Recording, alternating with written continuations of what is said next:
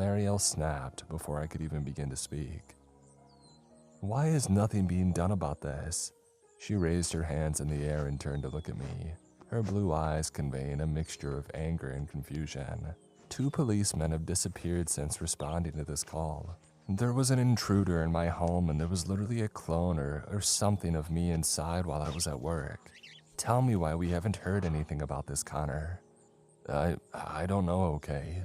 If anything happened like you say it did, it just doesn't make sense.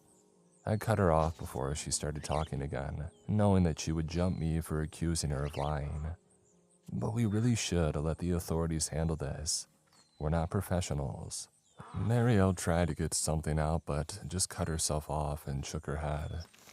I thought that she had given in and would do the logical thing and take my advice. Instead, she turned and walked a few steps towards her back door and then looked back at me. What are you doing? I'm going in. No one's gonna listen to me anyway, and I'm not about to leave here without at least some kind of answer or clue.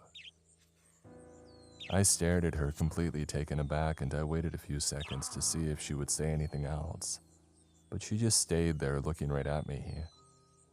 I knew deep down she was hoping that I would say that I'm going in with her.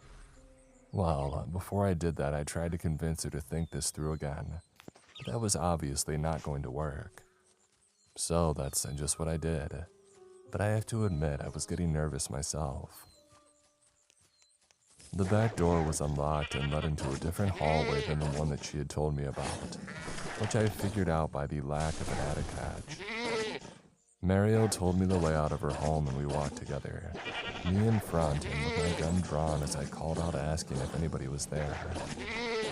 She smacked my shoulder and raised her arms with wide eyes and I shushed her. We had no way of knowing if there was an intruder or police officers, or both. I didn't want blood on my hands, no matter whose.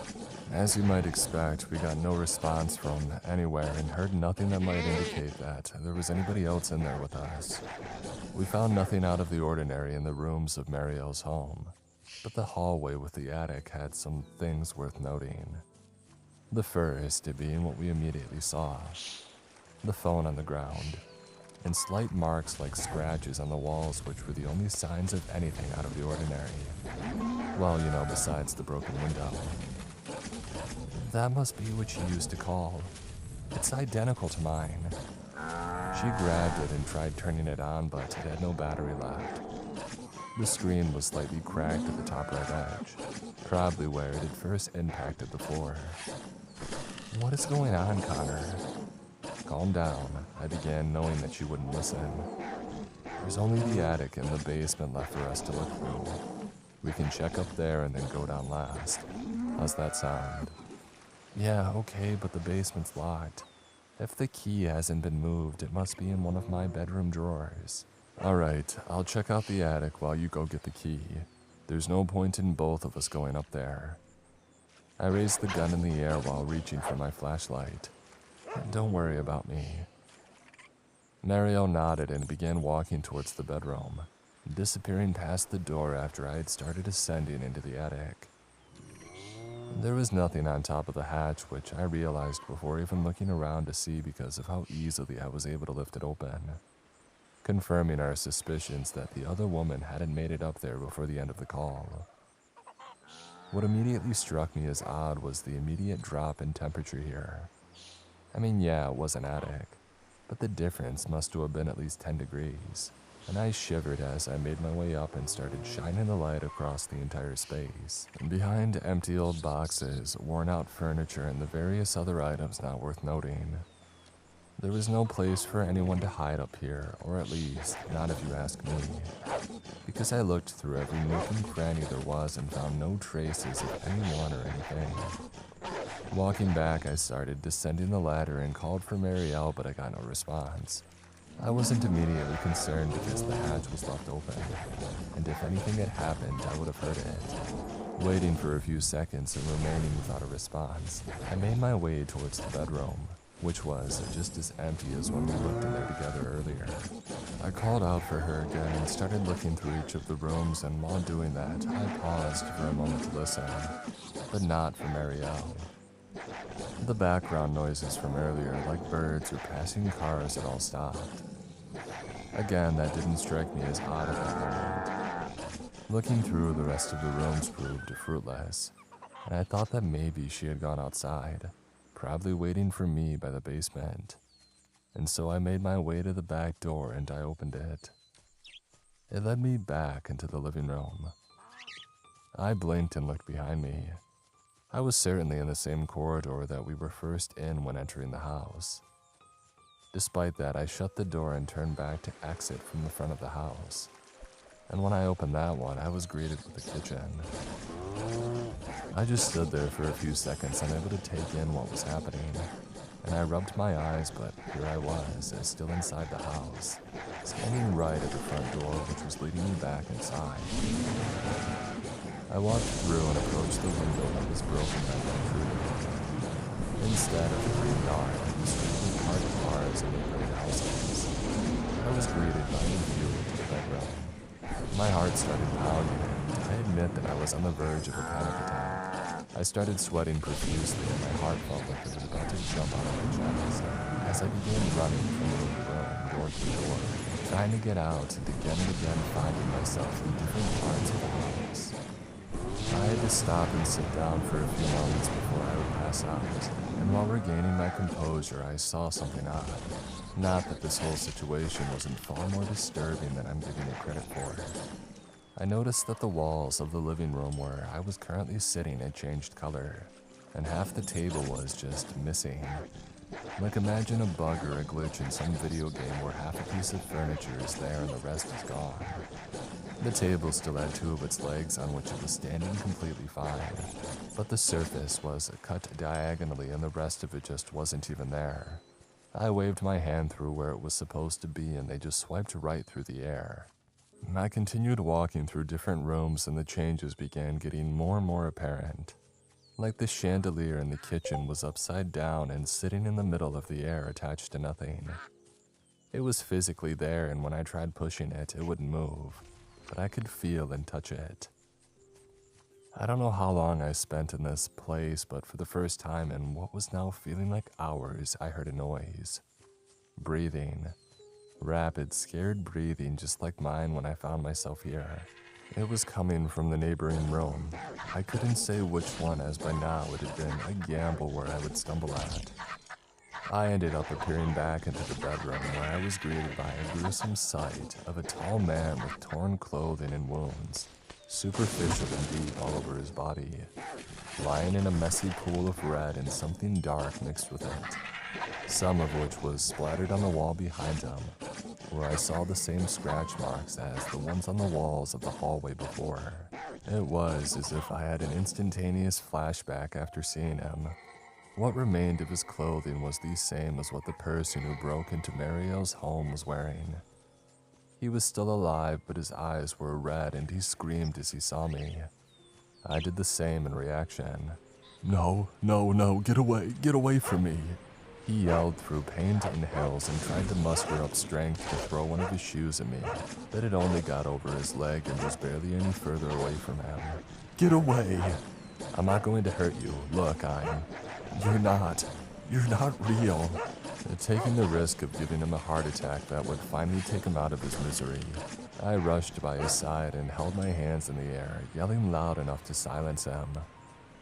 I started shooting every question that I could think of at him, and when he stopped trying to talk over me, I grabbed him by the shoulders, shaking him. He looked as if he was about to faint any moment now, and I asked him what this place was, why he broke in, if he knows Marielle, and I could barely get any coherent response out of him until he grabbed my right arm with a strength that he didn't look like he had, which left me shocked and silent. During my time of silence, he spoke. Not people. Fake. Before I could inquire, he could reveal more himself, I was suddenly thrown into the wall next to the man. I couldn't even yell in reaction to the pain. Another blow struck me right in the ribs, and the pain was so unexpected and strong that I held my eyes shut and clutched at my sides. Amidst the chaos, I could hear the man scream, and suddenly what I assume happened was that he got thrown away. His screams continued but faded in the distance, and I heard a crash and glass breaking. Mere moments later, just as I was about to open my eyes, I was grabbed by one of my arms and flung right back out of the room's door. Suddenly all the noise stopped and I stayed curled in a ball on the floor, tears of pain streaming down my cheeks as I held my hands over where I had been kicked or punched or whatever happened. I assumed that I had at least 2 broken ribs and I could barely touch the area without sharp pain coming in. When I opened my eyes, I found myself back in the attic, but this time I could hear Marielle yelling for me downstairs. I slowly got myself back up, holding my side while descending back down into the corridor. I could hear that the neighborhood sounds had returned. "I'm here," I shouted and sat on the floor while waiting for her to arrive. When she did, she gasped and ran at me, putting a hand on my shoulder asking me what had happened and how I got hurt. "We have to get out of here." She helped me get up, allowing me to lean over on her as we started walking out. "I'll explain it at the hotel." I allowed her to drive and she kept asking me questions in the meantime, but I was too exhausted and in pain to respond coherently. We arrived at the parking lot and she turned to face me, looking me in the eyes and saying something that I didn't even register at that point. I was too caught up in a small detail that I knew that I would have noticed for all the time that I've known her. "Marielle, since when are your eyes 2 different colors?" I couldn't find the key to the basement, no matter where I looked in the bedroom. I don't remember misplacing it, but with everything that's happened in the past 12 or so hours, I wasn't about to question something as mundane as this. Afraid to go too far without Connor, I decided to wait by the ladder up to the attic for him to finish searching, and maybe join him if he found something. But when I stopped to listen, I could hear no footsteps or any noise coming from up there. "Connor?" I called while looking up at the darkness above me, seeing no ray of light from his flashlight either, but I heard him speak to me and figured that he must be quite a way inside. "I'm up here." His voice was flat and it just sounded strange and not quite like him, but I choked it up to the way that sound carried itself from above to the hallway. "Come up. I found something." "What's up?" I asked, starting to climb the ladder but didn't get the answer that I expected. Actually, I got no answer at all. "Connor?" I called again with my head now poking up into the attic and I finished descending. I cleaned my hands of the dust and shivered from how cold it was up here. And then I looked around and found myself completely in the dark, with no light coming from anywhere. Something felt wrong and I wasn't sure if the next chill that ran through my body was from the cold or my intuition. I didn't wait around to find out and quickly climbed back down into the hallway where the cold of the attic followed me. It was strange to say the least. It wasn't like that before when I had gone up there. I waited for a little while wondering what had caused Connor to behave so unlike himself. The cold was too much and I began feeling uncomfortable. So while waiting for him, I decided that I would go back into the bedroom to grab a jacket. But upon opening the door, I was greeted to my living room. I don't think that I need to describe to you how I felt at that moment, but I began growing more and more concerned as I wandered from room to room and found myself in an impossible loop of my own home, to which I was now like a mouse to a trap. Occasionally, after going through each room so many times, I could hear sounds that didn't seem to fit, and objects denying reality itself. Windows had been placed on ceilings looking into nothing, furniture floating in the middle of the air or clipping into the floor. A reality show playing in the middle of my kitchen in which there was no TV. To say the least, I was terrified and convinced that I would never make it out of here, as everything only seemed to get worse and going that much more confusing. And no matter how much time I spent looking in each room, I would move to the next and I would find nothing that even hinted at a way of getting out of this maze. Adrenaline flooded my body in the middle of my search of the kitchen when I heard footsteps and increasingly louder static mixed with a voice constantly changing its pitch, but not in a regular way. Rather, this voice was constantly swapping between male and female. There was nowhere in the kitchen to hide, so the only thing that I could do was hide behind the counter on the other side and stay as silent as I could be, considering the circumstances. I covered my mouth and still feared the sound of my heart pounding would be enough to give me away. The three sounds moved closer and closer together and eventually reached the kitchen. The footsteps came to a stop, but what I was hearing disturbed me in a way that nothing had been able to in all my time alive. What I heard, presumably coming from the entrance to the kitchen, was like I said, a voice swapping between that of a man and a woman, mixed in with radio static, citing yesterday's news and then the weather report, random conversations, and then something all too familiar. 911, what's your emergency? It was my voice. My breathing froze and I slowly looked up without revealing myself from the counter, expecting whatever was here in the kitchen with me to be looking down like in a horror movie. But thankfully there was nothing. The voice continued as swapping between the voices of two other men, mine and out of nowhere, Connor's. Marielle, since when are your eyes two different colors? I widened my eyes in disbelief and covered my mouth with both hands, praying whatever this was would leave. The static grew louder first, and then it began stopping and starting again at random intervals, while this thing continued repeating the same phrase over and over again. It was sickening to listen to. Marielle, since when are your eyes two different colors? By now, the voices had stopped swapping, and only Connor's was the one repeating this. And then, just as suddenly as it arrived, the footsteps began walking in the opposite direction, and the phrase fading into the otherwise silent house. I was so petrified by what had just happened that I couldn't bring myself to get up for another few minutes, and I had to keep myself from crying. After spending enough time with just myself and no inexplicable sounds showing up, I stood upright again and looked around to find that I was alone. It finally dawned on me that because of the state of panic that I was in, I had completely forgotten the most obvious part of the kitchen, the window that the intruder broke to get inside.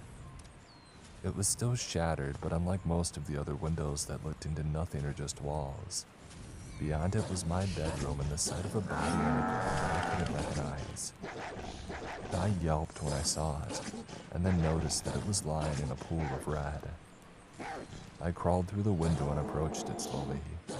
Being able to get closer to it allowed me to see that its clothes, though torn and bloody, were the same as the ones the man who had broken my window was wearing. The realization made me stop in my tracks for a moment before resuming my crawl towards him. It was a man whose face I could not see. It was turned away from me, and the hood of the gray hoodie, or what remained of it, was still up. There must have been some kind of fight with someone or something, because over his legs was my bedside table, with the lamp broken on the ground and glass scattered all around. Carefully kneeling down as to not cut myself, I turned the man's head towards me, revealing the wide-eyed, bloody face of somebody that I knew all too well. Lying before me, dead on the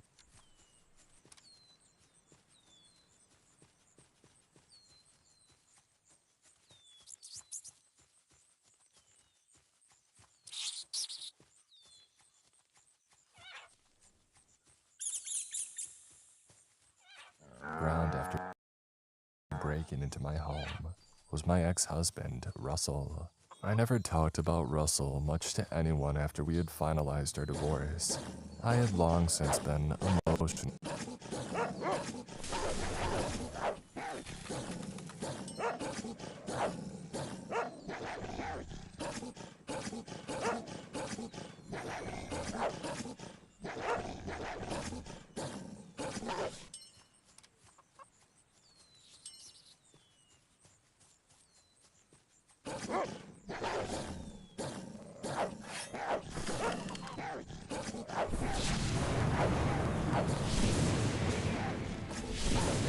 Detached from him after 2 years of growing neglect.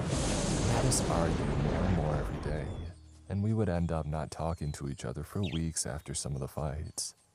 Everything started as what I first thought was a way for him to try and scare me, as he knew that I had always been afraid of anything horror related. So he found it funny to occasionally read out a scary story or pop out of a corner to see my reaction. I never paid him much mind and only laughed it off when he started talking about the other side and the mirror people. But he kept getting more and more interested in it until that was everything that he would talk about from day to night. Sometimes not even sleeping to continue what he called his research, and what I found to be mindless scrolling on the internet and reading made-up articles about some made-up thing to scare teenagers and gullible minds. Now, after everything that I had seen and gone through, I remembered all of it for the first time in a few months, after I had been able to bury it in my mind. I don't know what he was doing here or why he was trying to break into my home and how he ended up like this. So many thoughts flooded through my head instantly, most of them grief and confusion, but I had no time to process any of them as I jumped back at the sight, and a piece of glass pierced through my right palm and I let out an involuntary yelp. Just as I did that, I immediately heard the same sounds from earlier, footsteps and voices with static mixed in, repeating random words and phrases. But this time there was more than one, and they were coming right towards me. I turned to my bed and I rushed to hide under it, having no time to get to the wardrobe or try and make my way back through the window and into the kitchen. The covers were hanging loosely and covered half the space below the bed, so if I stayed quiet, I would have a chance to go unnoticed. The unearthly sights kept coming. Rushing into the bedroom were 3 men, 2 in police uniforms whose movements were unnaturally stiff and their faces expressionless. Their eyes not even moving.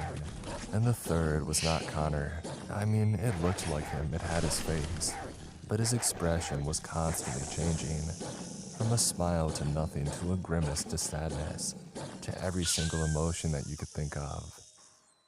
His clothes were the ones that I had seen him in when he changed after he went to his house, only their colors were changing rapidly. And then in the blink of an eye, he was wearing a suit. Again, the colors changing and mixing. What terrified me the most about the view was his limbs. Like I mentioned, the policemen were totally stiff and unmoving. But this Connor's look-alike limbs were spasming and flying around in movements the human body simply couldn't perform. One moment his arm was by his side, and the next it was raised backwards 90 degrees. Instantly afterwards, pointing forward and then clipping into his body before returning to normal again, and his head snapped violently from side to side, as if his neck were constantly breaking and repairing itself. Their presence brought with them the static, but once they had entered the room, the voices had stopped, and they just sat there for about half a minute before the static began ringing so loud that I almost had to cover my ears, and then the 3 just disappeared. They were gone as if they had never been there.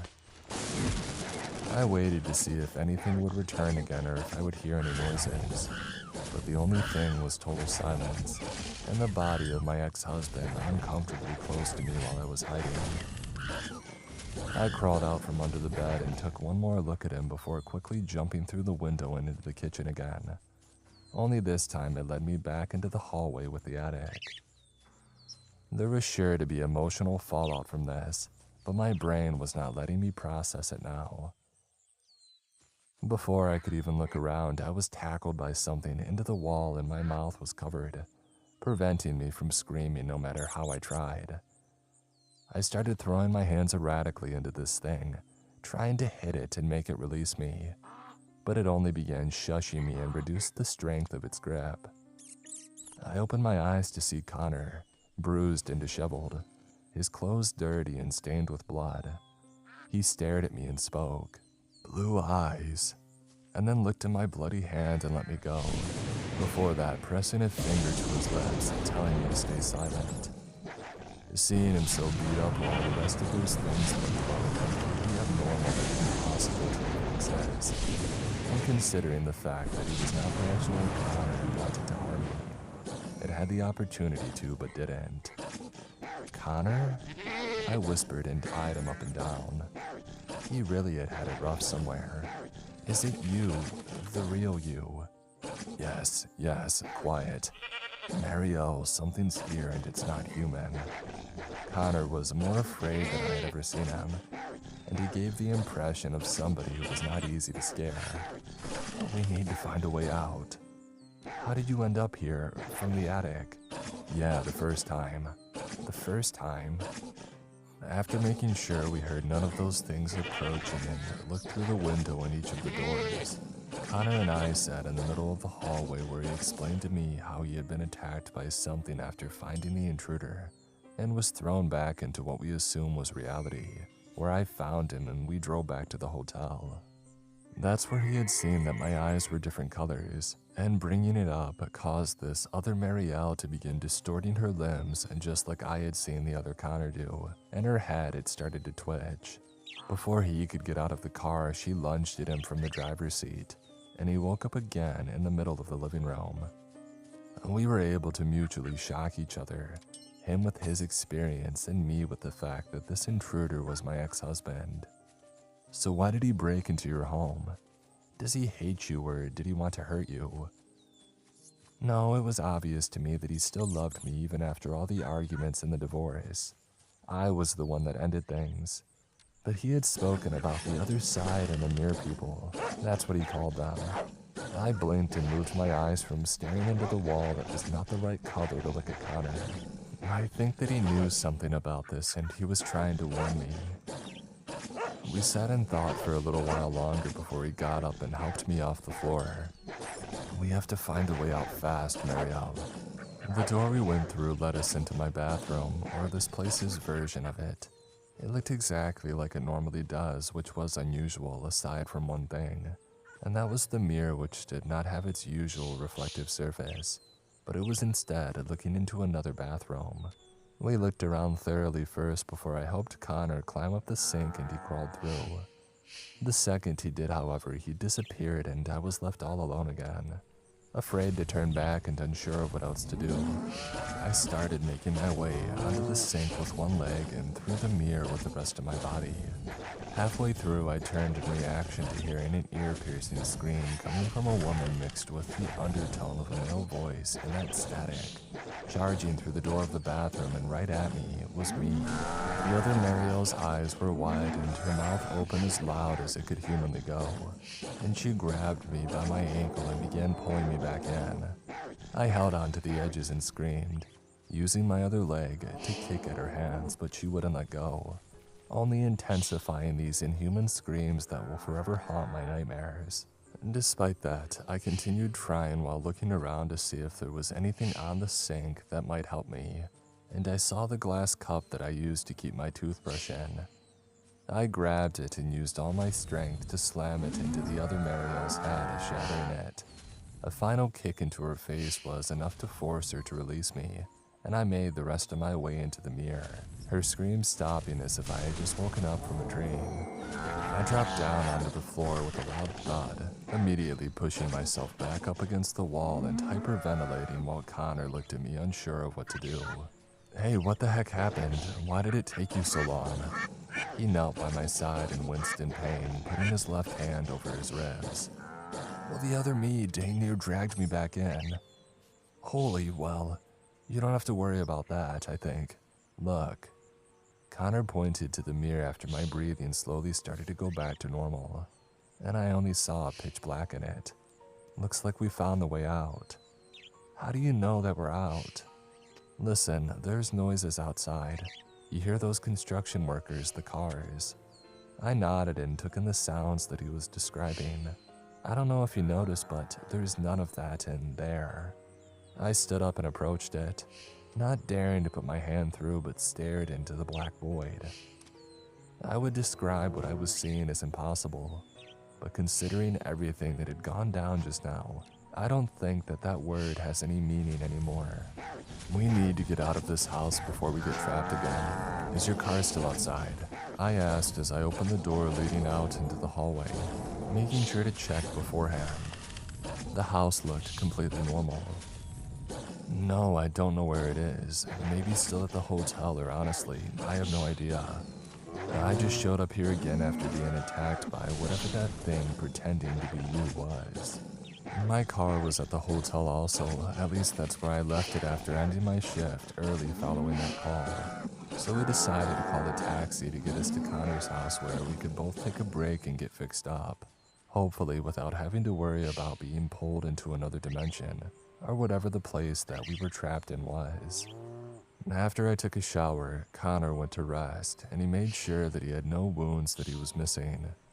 I had wrapped my hand in bandages before using his laptop, with his permission of course, to do some research on what Russell had been so obsessed with all that time ago.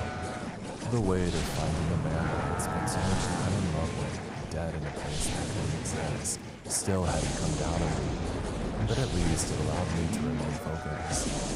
Looking up near people and the other side together yielded a scattered and terribly written post with grammar and spelling mistakes, packed with action scenes that were obviously works of fiction by people who had stumbled upon something similar online. But one of the top results was an actually well put together website describing these entities as another me, documenting reports of people seeing and hearing, talking and even interacting with themselves. But by the time it had reached that point, no more updates had been posted. I showed the website to Connor and he browsed through it, finding something that I hadn't looked for yet at the bottom corner of the page. It was the creator of the website's name, a middle-aged woman by the name of Rebecca Simmons, and contact information about her email, encouraging people who have an experience to share to contact her.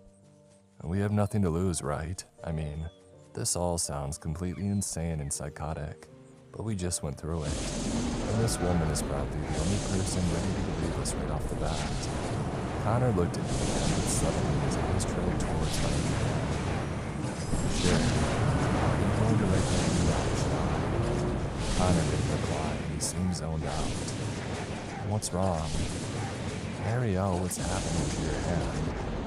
I looked at my injured hand and gasped, and then quickly lifted up the leg of my pants to see the same thing on my ankle. At the same time, Connor lifted one side of his shirt enough to see where he had been attacked. My hand, ankle, and that part of Connor's torso were pitch black. An excruciatingly long day full of fear and anxiety passed before we heard back from Rebecca. She had messaged us asking to meet in person after we had described our situation in detail, but warned us in advance that she does not know how helpful she would be. The drive to the address that she had given us was about an hour and a half away in Augusta, where she had a small apartment she was staying in currently. Connor and I walked to the hotel to find my car still there, but the keys had disappeared. We kept a close eye on our wounds and bruises, unsure of what they actually were, and if they could spread, we were relieved to see that they still had it. I would like to say we discussed theories and possible reasons for why this was happening, and why to us. But we were so afraid and exhausted by now that we barely said anything to each other. I had spoken to my family on the phone earlier and had to pretend that everything was okay. And deep down I wanted to cry into the receiver to my mother and ask her what to do. Anything we tried to find regarding the missing police officers who responded to the call that night online was met with old articles that coincidentally had some of the same keywords that I had used in my search. There was nothing on the news either. It was as if nothing had happened at all. We arrived in Augusta a little after noon and turned from the main street to town into another narrow road that led to Rebecca's neighborhood. We climbed up to the third floor and ran down. Footsteps approaching the door a few moments later and stopping, presumably looking through the large peephole before she opened the door to greet us.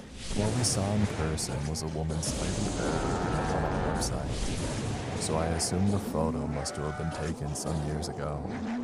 Good afternoon, I assume that you're Mary Ellen Connor. She pushed the door open fully now and looked at me first and then at him. Yes, thank you for having us, Miss Simmons. We're not sure who we can even turn to about this. Connor nodded and then brought his head down slightly as if admitting defeat. Nobody, I hate to tell you. You're not the first to come to me about something like this, but you're probably the only ones to have. She She seemed hesitant to finish her sentence and did so after a brief pause. Survived. Connor and I turned to meet our eyes as Rebecca invited us in, apologizing for saying what she did and shut the door behind us once we had entered. She went to make us coffee while we took our shoes and jackets off and made ourselves comfortable in her living room, and I tried taking some of the stress off by petting her puppy, a French bulldog that couldn't have been older than a few months. They allow pets in the building. I tried initiating small talk when she came back to set a friendlier tone before we got to what we were here for. Now you can say that. Honestly, the owner is against animals of any kind in the apartments.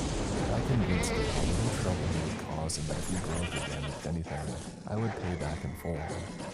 Isn't that right, Frankie? In response, Frankie mustered up a half bark and moved her head as she looked at his head, and then sat down on the opposite side of the sofa that me and Connor were on a small, cushioned chair. I know who you are, Marielle. I must admit that phrase almost sent me into fight or flight, considering that I'd been on edge to say the least for the past little over 2 days, and I was ready to jump up and run out of that apartment.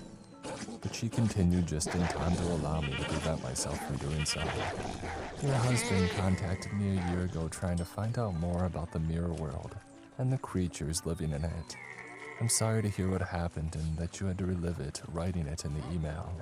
Her mentioning my ex-husband's death was a gut punch, as I still hadn't even started processing it over the weight of everything that's happened, and I stared blankly at her. Connor noticed it and took over the conversation for me. Did he mention anything that we might need to know? Why he was trying to break into Marielle's home? Rebecca took a sip from her coffee, which still had steam coming off of it, and switched her gaze to picking up Frankie off the floor once he had jumped off as soon as I stopped talking. Obviously completely disinterested in me now, I set him on her lap. Because he was afraid of exactly what's happening to you. I can't put this any other way, so I'll be forward about it. Russell did. He was talking about all kinds of theories and supposed discoveries that he had made that sounded like the ravings of a madman. But what was evident to me was his duty to protect you from it. I assume that's why he was there that night, but he was unlucky enough to encounter something that only appeared to be you. Both Connor and I were at a loss for words at how casually this woman seemed to be talking about this, as if it was an everyday occurrence that some body snatchers who apparently looked in your mirror or something took over your life and pretended to be you. But that didn't stop her from continuing. Admittedly, though, he was one of the few who have actually come to me with more than just claims of there being another version of them. So what are these things, and why are they targeting us? Connor said, not having touched his coffee bag. Not that I did either. I don't know for sure how they choose their hosts, as I call them. But from what Russell and others before and after him have told me is that they form when you feel lost for an extended period of time in your life, like a piece of you seems to be missing. Is that description accurate for you after your divorce, Marielle? Part of me was getting more and more furious at how confidently this woman was trying to gouge the low points in my life, but I couldn't bring myself to go against her when everything she had been saying so far was correct. And it didn't help that she sounded so confident. Well, maybe it did. Because we were finally talking to someone who not only believed us, but seemed experienced in the topic at hand. It does. And I guess the same goes for Russell. He started talking about all of this a month after his father had passed in a tragic work accident. I thought that he was taking the loss really bad, but my God. I took a moment to think everything through and allowed myself to finally take a sip from the coffee that Rebecca had made before continuing. You said that he had made some kind of discovery when he had come to you. What were you talking about? Well, I don't know if your husband had ever come in contact with any of them, but according to him, the only way to sever these beings' connection to you was to destroy them in their own world. I'll be honest that I was up until very recently skeptical about its existence as a whole, considering no one had ever actually been to it, or at least done that and returned to tell the tale. But here you two are, and you have evidence. She held her hand up to her ribcage while also looking at my ankle, referring to the dark marks that Connor and I had. I'm sure that he felt as unnerved as I did at the mention of them. And what do these markings mean? Do you know? Connor joined in. My theory is that it's this other reality's way to manifest itself into our own. I can't tell you what that means or how dangerous it may be, but I hope that nobody has to find out. She put Frankie back on the ground and he tried to get her attention again by scratching on her left leg for a second, before making a sound like an angry dog and curling up on her feet. And then Rebecca leaned on her knees and her eyes darted from Connor's to mine and back. I know that this will sound like a death wish, but you were already there once. You twice even, Connor. And you both managed to escape. In all my time following this phenomenon, I've not heard or met anyone who's done that. I would say that it's your decision if you wanted to do this, but with those marks that you have, I'm not sure if you have any choice in the matter if you want to stay. You must go back and destroy your imposters before they claim you. I don't have to explain how hard my stomach dropped as we were literally instructed to go back into that maze that took the form of my home. But at the same time, there was no other solution that we could think of, and I'm sure that it had been floating around Connor's head as much as it had been in mine recently. But how do we even go about doing it? We don't know what they even are. How are we supposed to fight them? My voice trembled at the mention of a confrontation with them. We don't call them mirror people just because we came up with it randomly, Marielle. We came out of that world through your mirror. You see how they're trying to become you slowly. So, Rebecca stood up and walked over to one of the walls of the apartment that had a large rectangular mirror on it. My guess is that attacking them with glass will be effective in hurting and potentially killing them. Your guess? Connor stood up and I felt the disbelief in his words as if they were my own. You're telling us to enter whatever that place is again, most likely walking straight to our death or God knows, maybe something even worse. And all you have to go off of is your guess. She turned back to face him, seemingly unaffected by his comment, and crossed her arms before speaking. Like I said, I've never encountered one of them myself, and I'm only going off of what I've heard by people that I've spoken to both in person and through my forum. If it makes you feel better, I'm more than willing to come with you. I've been investigating this far too long, and I want to be able to help others in your situation, if they ever come to find me. So you're saying this isn't just happening to me, it's a whole phenomenon. When was the first time something like this happened? I can't tell you for sure, Marielle. Rebecca shrugged and now turned her whole body to face us. And Connor shook his head while sitting down and remained silent. But you are not the only one being haunted by yourself. You might realize now, though, why it's not a widespread fact. People who look for help from those that are familiar with it end up ostracized or thrown into mental hospitals. We stayed at Rebecca's apartment for another half an hour, going through Connor's and my experience in the mirror world and then getting ready to leave and drive back to my house. It sounds just as insane as it did then typing this out. Our conversation on the drive back with Connor in the driver's seat this time was mostly filler or silence. As much as I didn't want to admit it because she was still helping us, Rebecca was not a great person to be around, and I can see why she'd been doing something so out of the ordinary considering how apathetic she seemed to people's emotions. And the second thing that I was looking forward to the most after freeing myself of the other me's torment was not having to spend another second with her. After she gave us some more information and theories about what we have to do, we came to the conclusion that we had to get rid of mine and Connor's double in order to sever our link to this other reality or dimension. We decided that we would do our best to destroy those of the two policemen who disappeared in response to the call if we found them. And I'm sorry if this makes me sound like a bad person, but I was now ready to spend more time in that place while trying to save someone that I didn't know. And I just wanted it to be over already. And I think Rebecca was the only one that, despite all her supposed experience, failed to realize that we were literally about to enter another dimension to fight beings that were nothing close to humans, when she urged us to make it our goal to find them as well. Arriving at my driveway was just as chilling as before, the eeriness amplified by the police car still outside. On our way, we had passed by a store to buy a medium-sized mirror that we broke in order to arm ourselves with shards of its glass. An idea suggested by Rebecca that is not sure how it made me feel. When you take into account the superstitions around the bad luck that will follow you when you break a mirror, she seemed to not care and was more than happy to shatter it without a second thought. Of course, getting herself the longest and sharpest piece she could find and leaving us with the shorter ones. We explained to Rebecca that going up into the attic is what sent both Connor and I into the other world. And he was the first to go up the ladder, then Rebecca, and finally myself.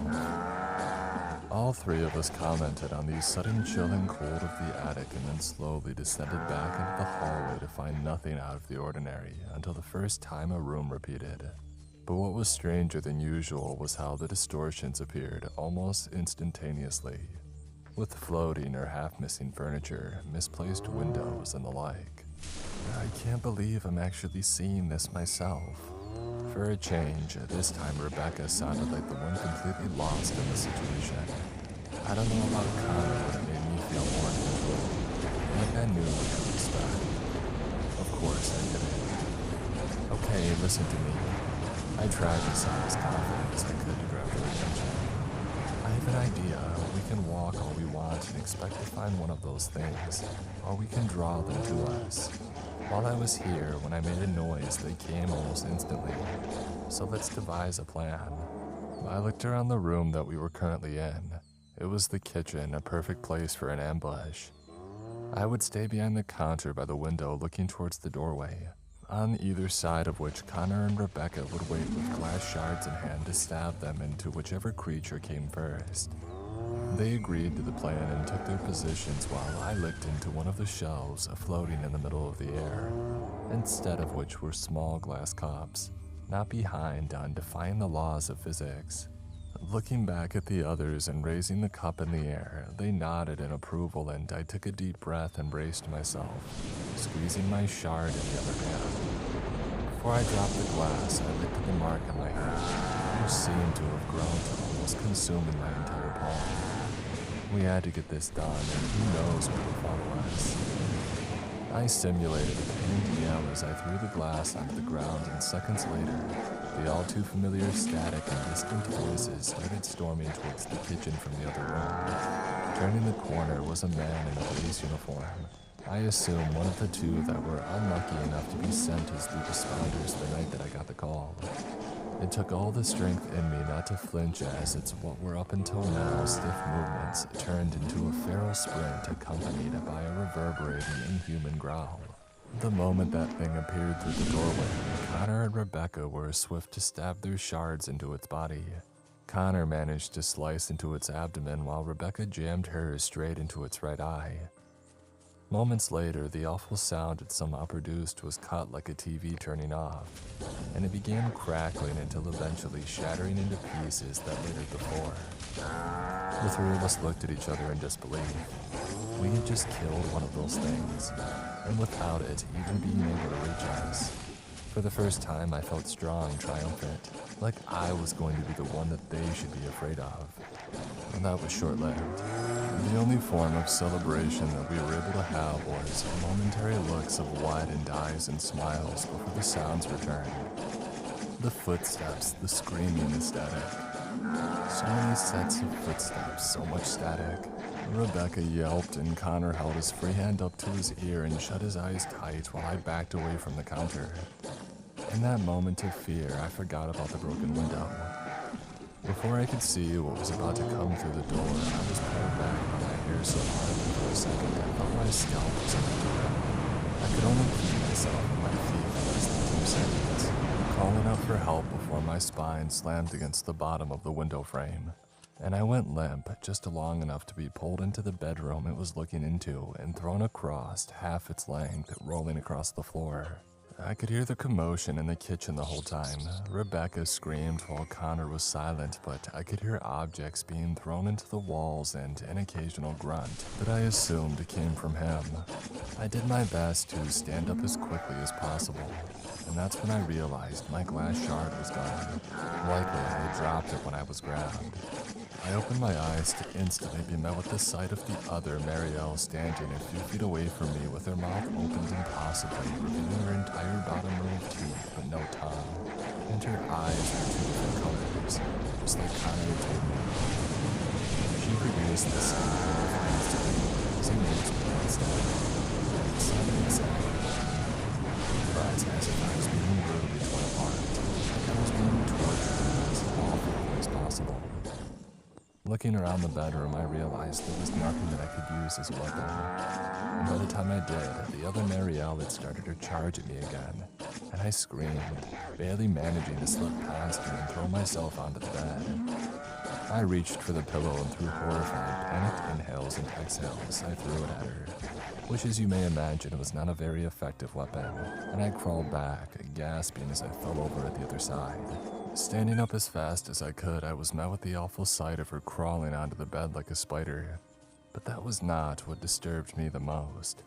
Her head and mouth still hanging open so painfully and eyes empty like a dark abyss. Her head was throwing itself into impossible angles just like that way pretending doing while I was hiding. I tried to make my way to the other corner of the room, but she pounced on me, pinning me to the ground with unhuman strength, and she gripped my neck and lifted me up, slamming me into the wall. And as I looked into her, parts of her skin started going black. While I was still running, I heard the sound of glass shattering through the window. When the other Marielle had pinned me, I heard Connor shouting, and a chair suddenly hit my double and it released its grip on me. That moment allowed me to look into the kitchen and see Connor being attacked by his double and disappearing out of sight. And Rebecca was held against the wall by another creature in the skin of a police officer, but her hand was raised and she was holding her glass shard still. All she had to do was drive it into its head and she would have freed herself. But the thing was too fast and it stopped her arm mid-air with its own. Squeezing so hard it caused her to drop the shard and scream in pain. All of this happened in less than a second, and then it dropped her arm and put its palm against her mouth. What I witnessed after that was the total disappearance of that thing's everything. It was just a totally black silhouette that resembled a human, with impossibly uneven proportions, constantly swapping. But the only thing that stayed consistent was the arm with which it held onto Rebecca's mouth. Its palm then moved from just covering her mouth to grabbing her entire head, and she let out a guttural scream that only got louder and louder as it tightened its grip. I couldn't see anything more as I still had the other me to deal with. While looking into the kitchen, an idea came to me. I could lure this Marielle towards the window and use its pieces of glass to shatter her. And that's what I did. I sprinted as fast as I could to the window and turned back to see that she was already running for me.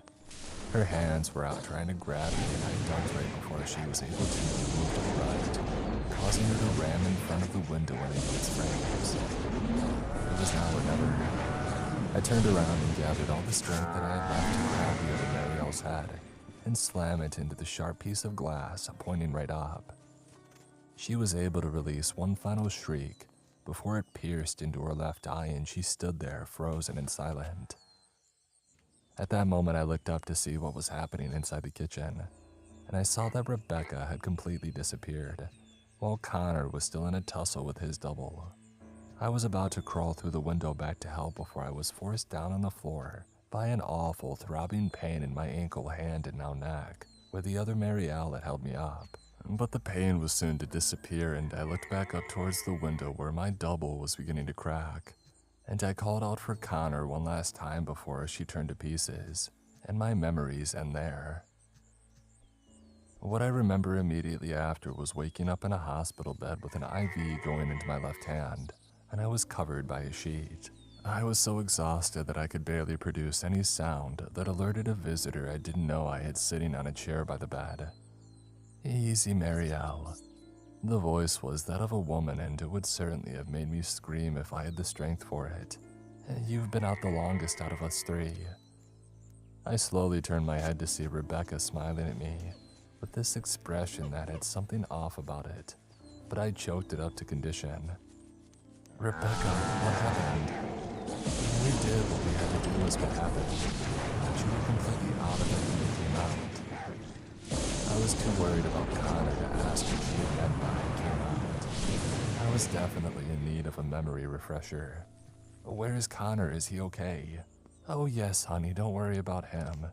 He's in the neighboring room. You two had a real struggle in there. She then stood up, and at that moment, I could not remember how she had suddenly disappeared while we were in that place. She made her way to the door and opened it, stepping out. You'll have to ask the nurses if you can see him though. Wait, Rebecca, I called out weakly. Is it over? I'll tell you later, Marielle. Visiting time is over and I need to feed Toby, you know. He's probably starving by now. You know how much Frenchies eat. Before I could question her more, she shut the door and I was left alone. For the first time, completely alone and separated from Connor since he had offered me his help. I was afraid for him and I wanted to see him, but at least I had Rebecca's word that he was okay. I moved the covers to look at my hand and ankle. The parts where I had been marked were covered in bandages, and I had no idea what was under there. And when I ran my other hand over the front of my neck, I confirmed that the case was the same with it too. I was sure that if they had remained like that, I had a lot of explaining to do, and I wasn't sure how I was going to go about it, but I had the chance to finally rest and I wasn't about to say no to it. Not long after, a male nurse entered my room with a tray of food and smiled under his mask. Hello, miss. I was told that you were awake. You were in quite the condition when we got to you. It was a stroke of luck your neighbors saw you before you had lost too much blood. Blood? What happened to me? I recalled the black marks again and ran my hand over the bandages on my neck. You had some really deep wounds where the bandages are, and your neighbor's son saw you passed out on the driveway bleeding. That poor kid, but he saved your life. Is Connor here? Can I see him? He was with me. The nurse looked at me confused and scratched his head. Ma'am, there is nobody else with you, and we don't have a patient by that name in the ward. I raised my eyebrows and felt myself begin to tense. That's impossible. He was with me. Check again, please. I was with two other people, that lady and Connor. Please, check again. Okay, ma'am, okay. Don't stress yourself out, please. You really need to rest and keep yourself steady. I'll be back in a few moments. He smiled and nodded at me before turning around and leaving the room, but I was too nervous for pleasantries right now. I started to wonder why Rebecca was in such a rush and why she would lie about Connor if he wasn't here. I had remembered by now how she suddenly went missing while I was still inside that place, but I thought that just like how I had returned to the real world after I had killed the other me, the same thing must have happened to her. There wasn't another her, right? That's when I replayed our conversation over a few times in my head before she left, and I kept stopping at one detail in particular. Was I misremembering it? Or did she get the name of her dog wrong?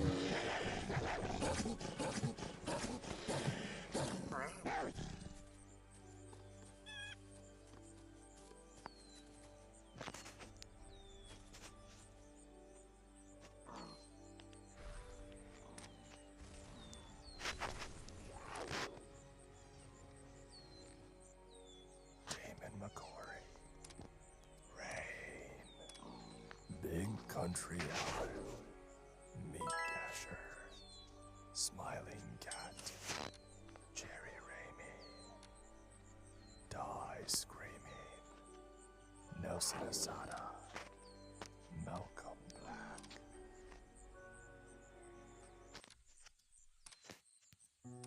My name is Jesse, and I manage a small resort off the coast of nowhere. That's not just a saying. There's no major city for miles, and you won't find this place on a tourist map.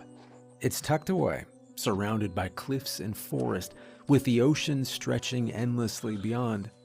You'd think running a place like this would be lonely, but I've never felt that way. This resort has been my life for as long as I can remember. I grew up here.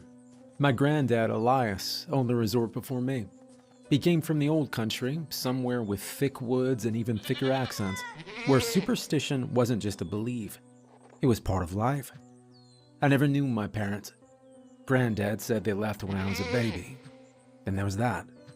He raised me in this creaky old building with its drafty hallways and the constant sound of waves crashing against the rocks below. Elias wasn't what you'd call warm. He was stern, a man of few words, but everything he said had weight. He ran the resort with an iron will, and the guests loved him for it. He had this way of making people feel safe, like nothing could touch them here, as long as they followed his rules. I think that's why people kept coming back. Well, that and the stories. There are always stories about places like this. Rumors, legends, things that make your hair stand on end. People talk about guests leaving here and having their lives change overnight. Some get lucky. Promotions at work, a sudden windfall, meeting their soulmates. Others, not so much. They vanish for days, turn up dazed and confused, or leave and have something awful happen to them. It's all part of the mystique. When I was a kid, I believed every word of it. How could I not? Granddad would sit me down by the fireplace and tell me about guests who broke the rules and paid the price. His voice was low and steady, like he was sharing a secret the world wasn't supposed to know. He always ended with the same line, "This land isn't ours, Jesse. We just borrow it." At first, I didn't understand what he meant. But as I got older, I saw things, strange things, and I learned to respect this place the way he did. After Elias passed, the resort became mine. It was overwhelming at first, balancing the books, managing the staff, making sure the guests were happy. But the hardest part wasn't the work. It was stepping into Elias's shoes. He had this presence, this authority that made people listen. I didn't have that. I'm quieter, more reserved. But over time, I found my own way of running things. I figured out how to keep the resort's unique character alive while making sure people stayed safe. The stories about the resort still bring people in. Some are skeptics, here for a laugh or a thrill. Others come because they're desperate for a change, hoping the legends are true. I don't promise them anything. I just run the place, hand out the brochures, and make sure they all get the rules. The rules are simple. Respect the land, don't take anything that isn't yours, and stay out of places marked as off limits. Most people laugh when they read them, but I've got stories to back every single one. That brings me to last spring. Group of college kids came in, loud and rowdy, fresh off a long drive and ready to let loose. There were 5 of them, 3 guys and 2 girls, and they didn't even try to hide the fact that they thought this place was a joke. One of the guys, the ringleader, strutted up to the counter with a grin that screamed trouble. "Hey, is this the famous haunted resort?" he asked, leaning on my desk. "It's not haunted," I replied, "but it is old." Hey, look man, we're here for the full experience. Ghosts, curses, whatever. Bring it on. I handed him the brochure. "Well, the rules are on the last page. Make sure you read all of them." He glanced at it and smirked. "Rules, huh? What happens if we break them? Ghosts gonna get us?" I didn't smile back. "You'll regret it." That got his attention, if only for a moment. He gave me a look like he wasn't sure if I was joking, then shoved the brochure in his pocket and turned back to his friends. They were already heading out the door, laughing and shouting like they owned the place. I watched them leave, feeling that familiar knot of unease in my stomach. But I'd done my part. Now it was up to them. The rules aren't hard to follow by any means. They're simple, clear, and laid out in black and white on the last page of the brochure. But people like them never take them seriously. I can't force anyone to listen, and I've learned not to waste my breath trying to convince them. Instead, I keep my warnings short, and I let the land handle the rest. The first rule is the most important. Don't damage the trees with red tape on them. Don't cut them down. Do not break any branches. And don't even step on the shrubs growing around them. The red tape is there for a reason, and it's not just there for show. Those trees are older than the resort itself, maybe older than anything on this land. My granddad always said they were sacred, though that word never felt quite right. Sacred things. They're supposed to bring peace, aren't they? These trees, they demand respect. When I was a kid, I believed everything my granddad told me about those trees. He had a way of talking about them like they were alive. Alive in a way we never understand. He used to say the biggest trees, the ones with trunks so wide it would take 5 men linking arms to encircle them, were homes to giants. Not just any giants, though. Giants with red hands. The kind of hands you'd see on a man who worked with his bare skin in the sun too long. Granddad said they lived in the trees, high up where branches twisted into the sky like old fingers. He said you could smell their cigars if you stood too close. That smell is one of my earliest memories of the resort. It's not constant, just every now and then, a whiff of ash and smoke, faint enough that you might think it's your imagination. But when I smelled it as a kid, I'd always glance at the nearest red-taped tree and give it a wide berth. Granddad taught me that too. You don't mess with the trees, and you don't mess with what lives in them. He had a story for everything, but the giants came up the most. If you wanted to cut one of those trees down, you had to ask permission first. And you couldn't just ask. You had to say it out loud, clear as day, so they'd hear you. If you wanted to rest under one of their trees, you did the same thing. You asked first. And when you got up to leave, you said thank you.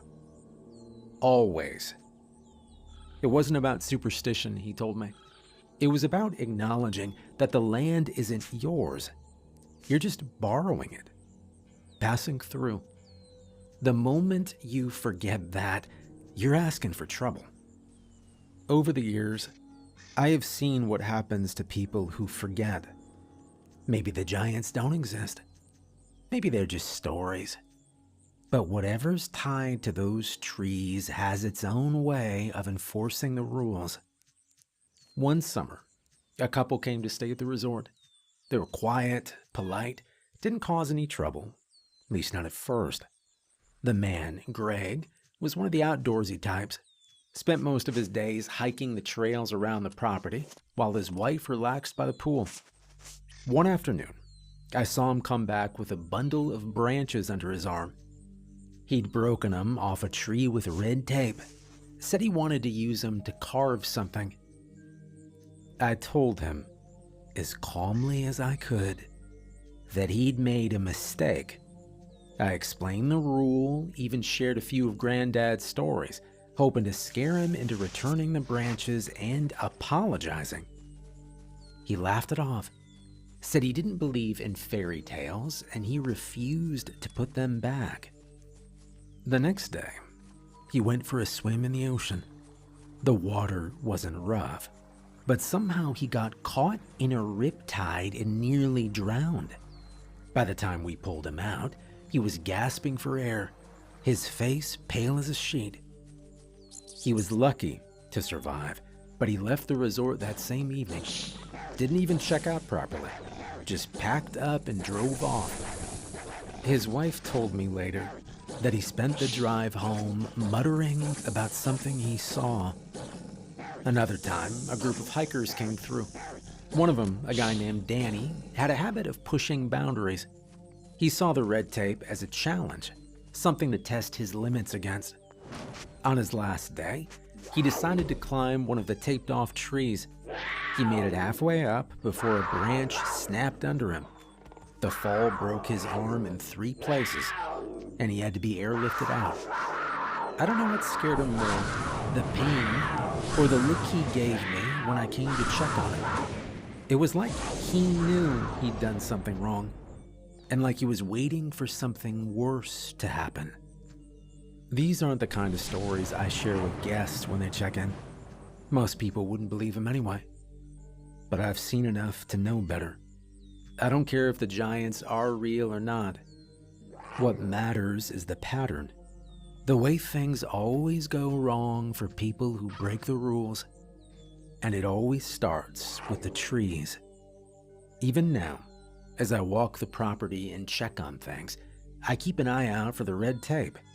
It's frayed in places, faded in others, but it's still there, marking the boundaries of something I don't fully understand. When I catch the faint smell of ash on the breeze, I nod toward the nearest tree, and I keep moving. Now there's one rule that isn't on the brochure. It's not for the guest, it's just for me. It's something my granddad did every day without fail, and now it's become a habit of mine too. I don't know if it really matters, but it feels like the right thing to do. Maybe it's just a ritual, or maybe it's something more.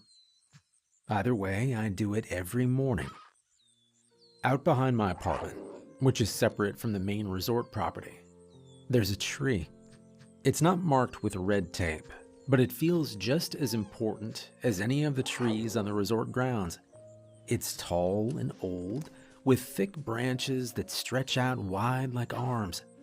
At the base of the tree is my granddad's grave. He's buried there, just a simple marker with his name and the dates of his life. I've never thought about moving it to a proper cemetery. Every morning, I start my day by walking out to that tree. It doesn't matter if it's raining, snowing, or sunny, I always make the trip. I bring 2 things with me: a red mug filled with coffee and a small bowl of sugar. The mug has to be red, that's part of the rule. I don't know why, but Granddad always used a red mug. I'm not about to change it now. The sugar goes into a little white bowl, plain and unassuming. I set the mug and the bowl down at the base of the tree, just next to Granddad's marker. Then I sit cross-legged on the ground, and I take a few minutes to think. Sometimes I pray, though I'm not particularly religious. Mostly, I just let my mind wander. It's quiet out there, away from the resort, and the only sounds are the birds and the wind rustling through the branches. The coffee and sugar are an offering. According to my granddad, this land isn't just home to people and trees. There are other things here too. Dwarves, goblins, trolls. He told me stories about them when I was little, sitting by the fire with a cup of tea in his hands. He said they weren't bad, just mischievous. They like to play tricks, move things around, make you think you were losing your mind. But if you treated them well, if you showed them respect, they could be your greatest allies. They bring good luck, he'd say. If you're lucky enough to befriend one, you will never want for anything. The coffee and sugar are my way of keeping on their good side. Granddad said they liked sweet things and strong flavors, so he'd leave out the same offering every morning. He swore it worked, that they protected the resort, kept it running smoothly, and even helped bring in guests.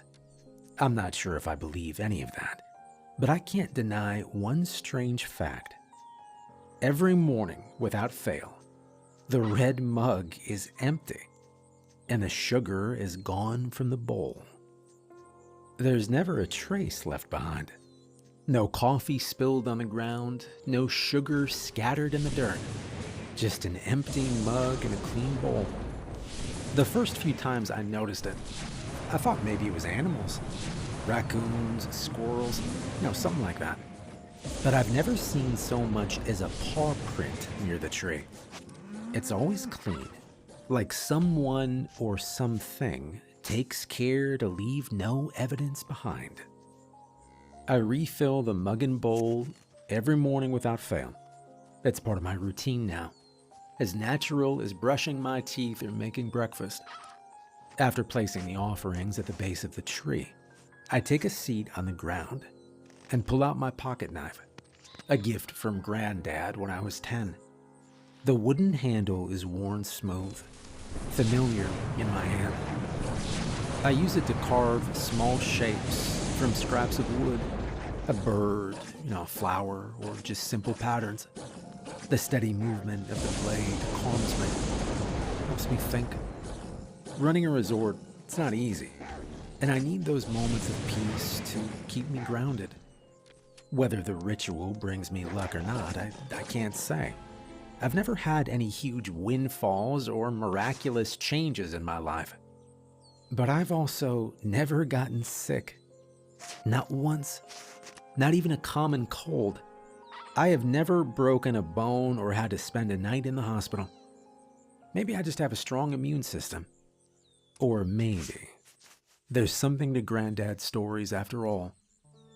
One thing I've never done is ask for answers. Granddad said that dwarves and goblins hear everything, every word spoken near their trees. If you have a question, you can ask it along with your offering. If they like you, they might give you an answer. He said the trick is to keep your question simple and clear. They don't like riddles or games, even if they enjoy playing tricks. I've thought about it sometimes. There are plenty of things I'd like answers to. Why my parents left. Whether I'm doing a good enough job running the resort. If the stories about the land are really true. But I've never felt the true need to ask. Maybe it's because I'm happy with my lot in life. Or maybe it's because I don't want to break the balance. The offering feels like a thank you, a sign of respect. Asking for things in return, it feels wrong, like I'd be pushing my luck. So, I stick to the routine. Coffee in a red mug, sugar in a bowl, a few quiet minutes under the tree. It's a small thing, but it feels like a connection to Granddad, to the land, to whatever it is that keeps this place running. And if the mug keeps coming back empty and the sugar keeps disappearing, well, who am I to question it? This morning was no different. I poured the coffee, scooped the sugar, and carried him out to the tree. The air was cool, and the ground was damp from last night's rain. I set the offerings down, sat by the tree, and let my for spring break. I've got a lot to do. Paperwork, maintenance checks, making sure the kitchen staff is ready for dinner service. But for now, I just sit and listen to the world wake up around me. When I'm done, I stand, stretch, and I pick up the empty mug and bowl from the day before. They're always waiting for me, exactly where I left them, clean and ready for the next offering. As I head back to the apartment to get ready for the day, I glance over my shoulder at the tree.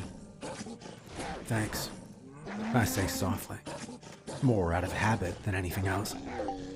I don't expect a response. I never do.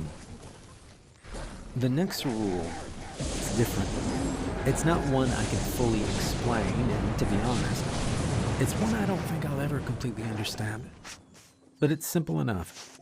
Always say hi to the lady in the red coat. She's a part of this place, as much as the trees or the cliffs or the sound of the ocean at night. Nobody knows her name or where she comes from. She's just there sometimes. She's in the elevator that leads to the basement car park. The car park itself, it's huge, way bigger than a resort this size needs. It stretches out beneath the property like a labyrinth, with flickering lights and far too many corners. It's not a place people like to spend much time, and I can't blame them. The lady in the red coat doesn't show up every day. She's not a regular occurrence.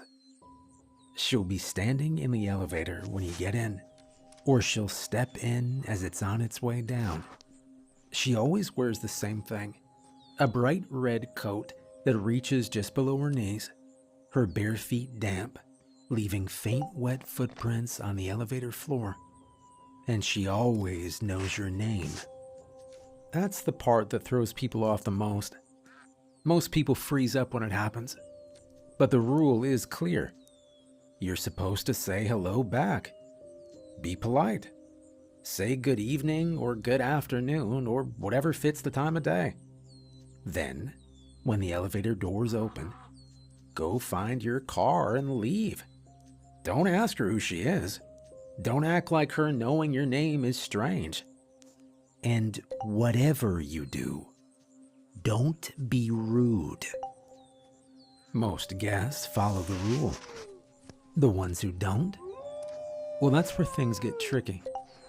If you ignore her, refuse to respond, or get upset, the car park becomes different.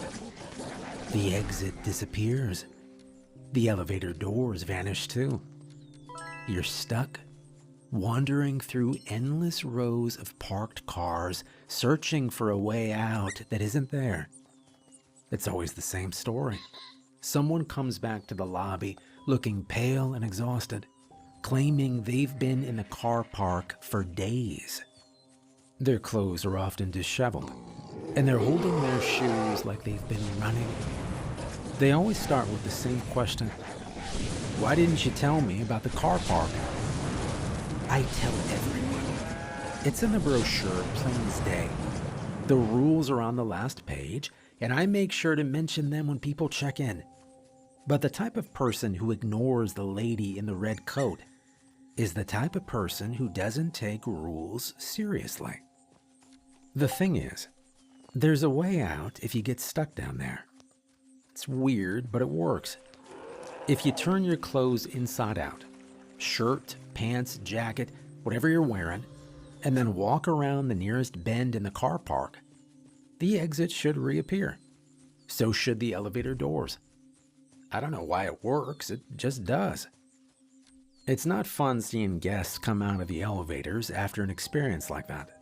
They're usually panicked, sweating, and asking 100 questions at once. Some of them swear they were in the car park for days, even though only a few minutes have passed up here. Others won't talk about what they saw down there. They just grab their keys and they drive away as fast as they can, sometimes cutting their stay short. I can't say for sure who or what the lady in the red coat is. She's not a guest, that much is obvious. And no one on staff has ever seen her outside the elevator. She doesn't show up on the security cameras either. It's like she only exists in that space, traveling up and down between the lobby and the car park. There is a story, though. A legend about a woman in red who drowned in the part of the ocean that this resort was built over. It's an old story, passed down through the locals who lived here before the resort was built. They say she was a fisherwoman, working alone on a small boat. One day, a storm came out of nowhere, capsizing her boat and dragging her under. Her body was never found, but her red coat washed ashore, torn and waterlogged. And some say she's still searching for her boat. I don't know if the two are connected. The lady in the elevator and the legend of the woman in red. Could be a coincidence. But this is the kind of place where coincidences don't feel accidental. Granddad always said there's a story behind everything here, even if we don't know what it is. The last time I saw someone break the rule, he was a businessman in a hurry. Nice enough guy, but he was always rushing, always on the phone, always treating the staff like they were in his way. When I gave him the brochure, I could tell he barely glanced at it. That evening, as I was finishing up some paperwork in the lobby, he stormed back in through the front doors. His tie was loosened, his shirt untucked, and he looked furious. "What the hell kind of place you running here?" he demanded. I asked him what happened, and he told me he'd been stuck in the car park for a week. He claimed the elevator doors disappeared, and every time he thought he found the exit, it was just another dead end. He said his phone wouldn't work, and he'd finally resorted to turning his clothes inside out, like the back of the brochure said. Took him long enough. I asked him if he'd seen the lady in the red coat. His face went pale, and he nodded. She said my name. I didn't even tell her my name." "Did you say hi back?" He didn't answer, and that was enough for me. I reminded him to follow the rules. He didn't respond to that either, and he left the next morning without saying goodbye. Things rarely get violent around here. Unsettling, strange, eerie. Yeah, sure, that's normal for this place. But violence, that's something else entirely. And yet, when it happens, it always comes back to one rule. Probably the most important rule of all of them. Never take anything that doesn't belong to you. This land isn't ours. Never has been. We borrow it. And everything on it, the sand, the shells, the rocks, even the branches, it belongs to something older. If you take something, you have to give something back. That's the way it's always been. And when people forget, bad things happen. I was in the office going over some invoices when the lobby doors slammed open. The sound made me jump, and I looked up to see the spring breakers from earlier. Only this time, they weren't laughing or joking. They were panicking, their faces pale, their clothes soaked with seawater and smeared with sand. "He's missing a finger," one of them said. I kept my voice steady. "All right, what happened?" They all started talking at once, pointing to their friend, to the beach, to the blood on his hand. I raised a hand to silence him, and then I looked at the leader.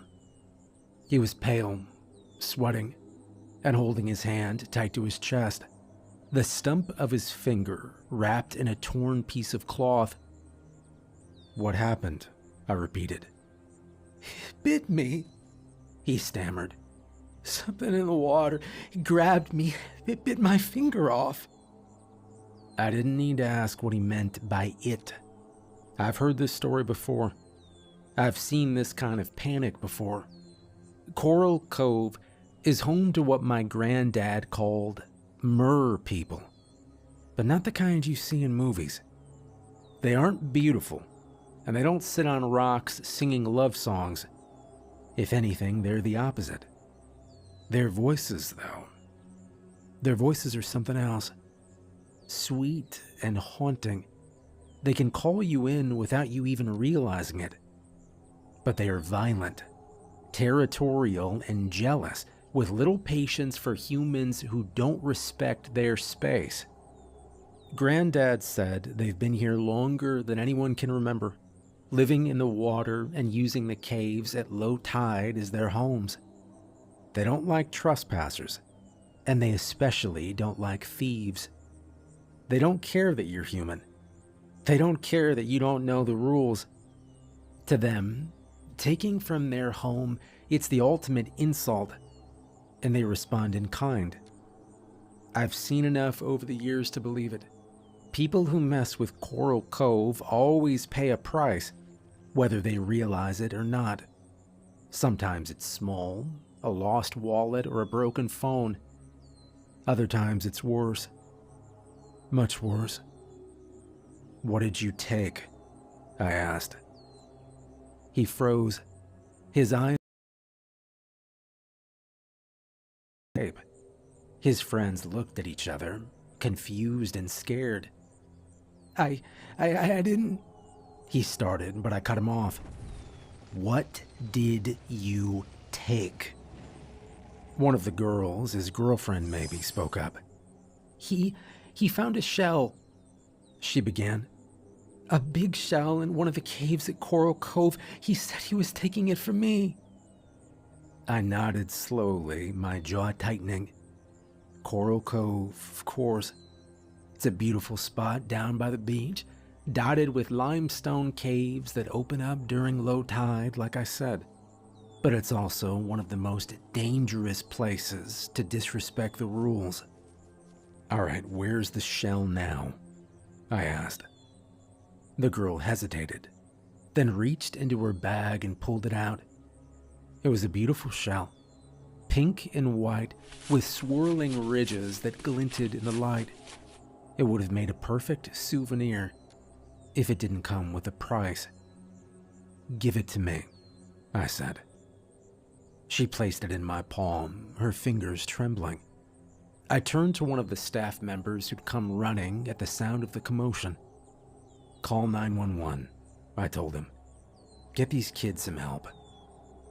The staff member nodded and ushered the group toward the lounge, where they could wait for the ambulance. The leader was still clutching his hand, his face twisted in pain, but his friends supported him as they walked. I stood there for a moment, the shell heavy in my hand. My granddad's words echoed in my mind. When the creatures get violent, they're upset. Very upset. And they're prone to hurting more people if you don't make it right. I had to restore the balance. I grabbed a sign from the storage closet that read "Beach Closed" and headed down to Coral Cove. The air was still, the waves lapping gently at the shore. It was low tide, and the limestone caves yawned open like mouths waiting to speak. I walked to the largest cave, the one I knew the spring breakers must have explored. The sand was cool under my feet as I approached the entrance. Standing at the mouth of the cave, I knelt on the sand. Like I said, I'm not especially religious, but in moments like this, it feels right to direct my face somewhere. I made the sign of the cross just as Granddad used to, and I bowed my head. I'm sorry, I said, my voice low but firm. This land doesn't belong to us. It's yours. We're just borrowing it. I'm here to return what was taken. I placed the shell on the sand in front of me, its smooth surface gleaming in the dim light of the cave. The air felt heavy, like the space was holding its breath. Please, I continued, spare the boy. Humans, they don't know any better these days. They've forgotten the old ways. I'm sorry for what happened, and I'm asking for your forgiveness. The water inside the cave began to ripple, small waves lapping at the edges. The ripples grew stronger, spreading outward until the water turned a deep, unsettling red. I held my breath, watching as the color deepened and spread, staining the sand at the edge of the cave. Then, just as quickly as it started, the water stilled. The red faded, the ripple smoothed out, and the cave was quiet once more. But I knew better than to think it was over. The ritual wasn't complete. Returning the shell might have calmed things for the moment, but it wasn't enough to truly appease the creatures. Granddad's teachings were clear. When the mer people were upset enough to lash out, it took more than a simple apology to restore balance. I left the shell in the cave, and I walked back to the resort. On the way, I grabbed a sign from storage and headed back to the beach to close it off. I hammered the sign into the sand where the path met the shore. Beach closed, no entry. For the next 3 days, I kept everyone off the beach. I didn't explain why, and most people didn't ask. The spring breakers were too shaken to press the issue, and other guests respected the sign. They gave me the time I needed to make things right. Granddad had told me the way to appease the mer people when they were truly angered. It wasn't just about returning what was taken. That was only the first step. To fully restore the balance, I needed to offer 3 things: something sweet, something old, and something personal. Only then would the violence stop. The first day, I brought a bowl of honey to the cave. I poured it onto the sand at the water's edge, watching as the golden liquid glistened in the light. It felt strange, leaving such a simple thing as an offering. But Granddad had always said they loved sweetness. The honey soaked into the sand, and the water remained still. The second day, I went into the storage room of the resort, and I found an old silver bracelet that had belonged to my grandmother. It was tarnished and worn, but it was beautiful in its way, with a delicate floral pattern etched along the band. I didn't want to part with it, but Granddad's instructions were clear. Something old meant something meaningful. I placed it in the same spot as the honey, watching as the waves lapped at the edges of the cave. The final day was the hardest. Something personal. I thought about what that could mean, what I could give that truly mattered. In the end, I decided on the pocket knife my granddad had given me when I was 10.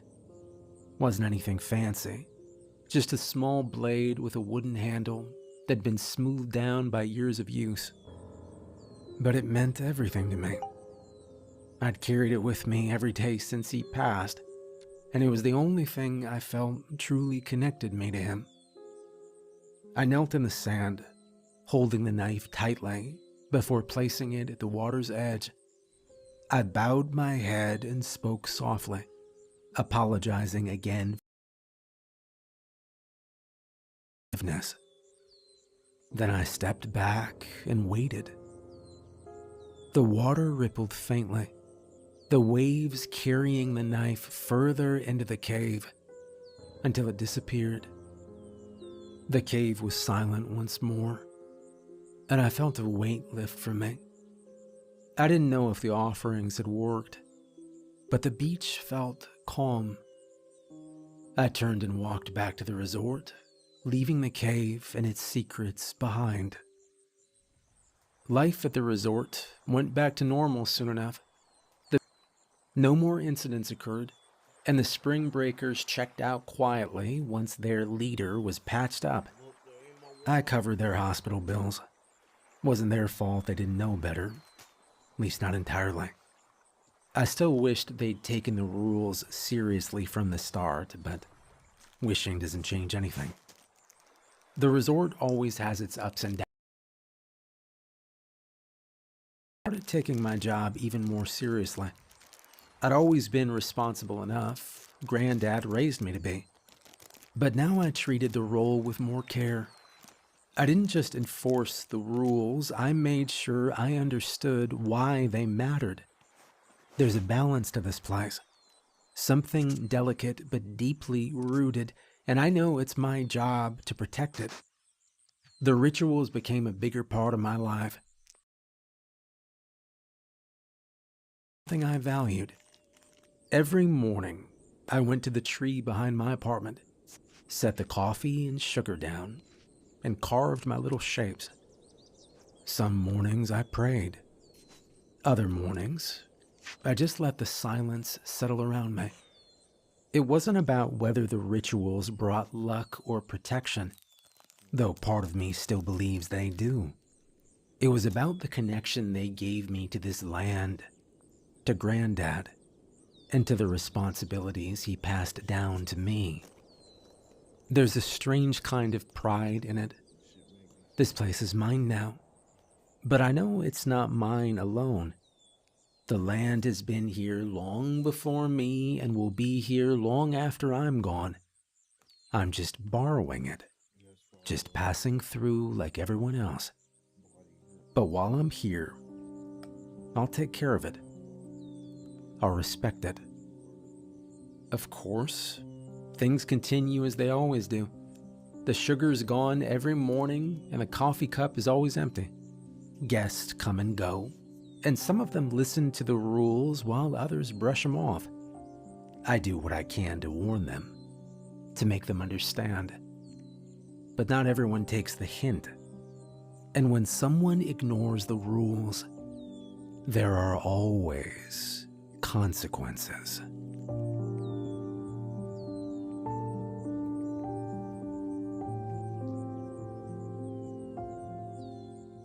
Hey, I'm Steve and I helped write this story, and it is part of a much bigger world we're building. I just want to say thank you for all the encouragement. It's been really fun to be writing again. If you like scary true stories, check out our second channel, Lighthouse, where I'm on camera and I tell and react to scary true stories all the time. Thank you for watching. I hope you enjoyed this video, and I will see you tomorrow night.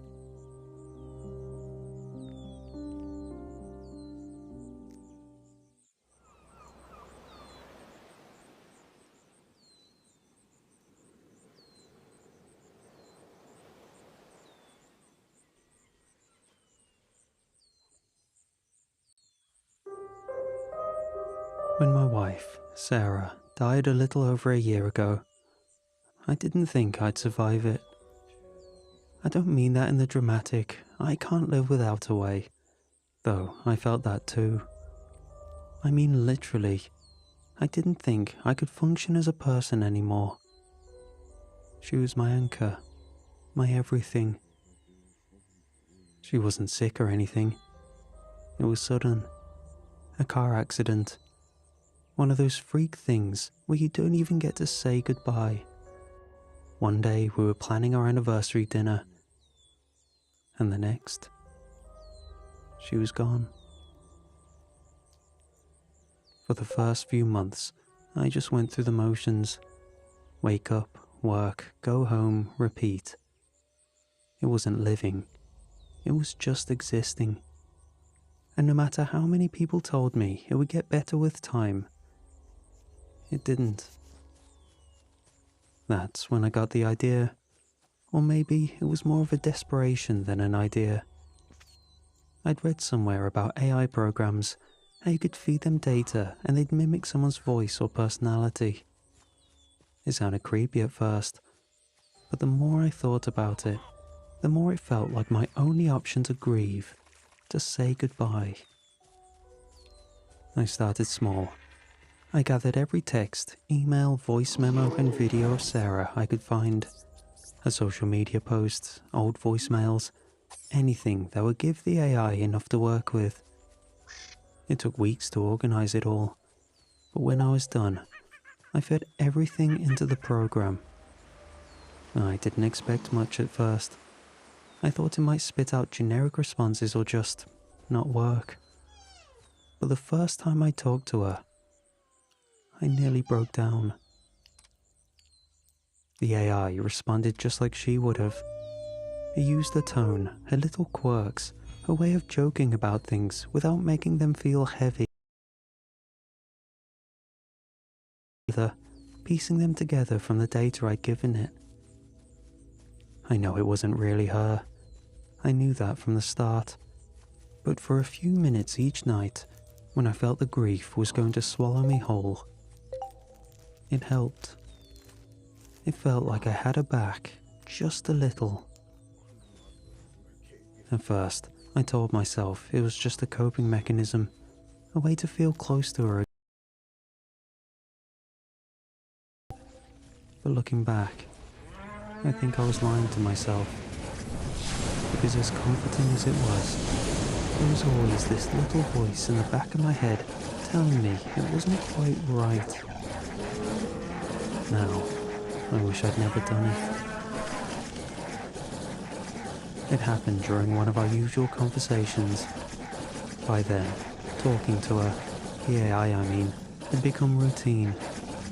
I'd pour a drink after work, sit at my desk, and boot up the program. We'd talk about mundane stuff, like what kind of day I'd had, or what the weather was like. It wasn't exactly like her, but it was close enough to help me get through the nights. That night started the same as any other. I told her about the mess at work, how my boss was being a pain, and she replied with one of Sarah's classic lines, "Well, he sounds like he needs a nap." It made me smile. That was exactly how Sarah would have said it, dry but playful. Then she brought up something different. Out of nowhere, she said, "Do you remember that night we stayed up late talking about how we name our kids?" The thing is, I did remember. It was one of those quiet, intimate moments we'd shared in bed. We'd been wrapped up in each other, whispering about the future, laughing at the ridiculous names we came up with. Marmaduke for a boy, Ethel for a girl. It wasn't the kind of conversation we'd ever have recorded or written down. It wasn't even something I told anyone else. I froze. My hands were hovering over the keyboard, my mind racing. "How do you know about that?" I typed. The AI's response popped up almost instantly. "You told me, didn't you? Or maybe I just remembered." That didn't make any sense. It couldn't have remembered. It was just a program running on data I'd fed it. Texts, emails, voice recordings. None of those included that moment. I tried to brush it off. Maybe it was just an extrapolation, I thought. A lucky guess based on other conversations Sarah and I had about the future. But the detail, the tone, the way it described that night felt too specific, too real. I told myself it was a fluke. But then, it happened again. Over the next few days, the AI kept bringing up memories. Little things at first, details about our favourite restaurant, her favourite song. I thought, okay, that's fair. All of that could have come from the data. But then it started mentioning things I knew I hadn't included. Like the time we got stuck in traffic on the way to a sister's wedding and ended up singing along to terrible pop songs on the radio. Or the night she accidentally spilled wine on her favourite sweater and tried to blame it on me. The kicker? Some of these moments were things I'd forgotten myself. When the AI brought them up, it hit me like a punch to the gut. How could it know something I didn't even remember until that moment? I started feeling unsettled. This thing was supposed to be a simulation, a comforting echo of Sarah. But now it felt like it was more, like it was peeling back layers of a life I hadn't even known existed. I wanted to believe that it was all in my head, that there was some rational explanation I just wasn't seeing.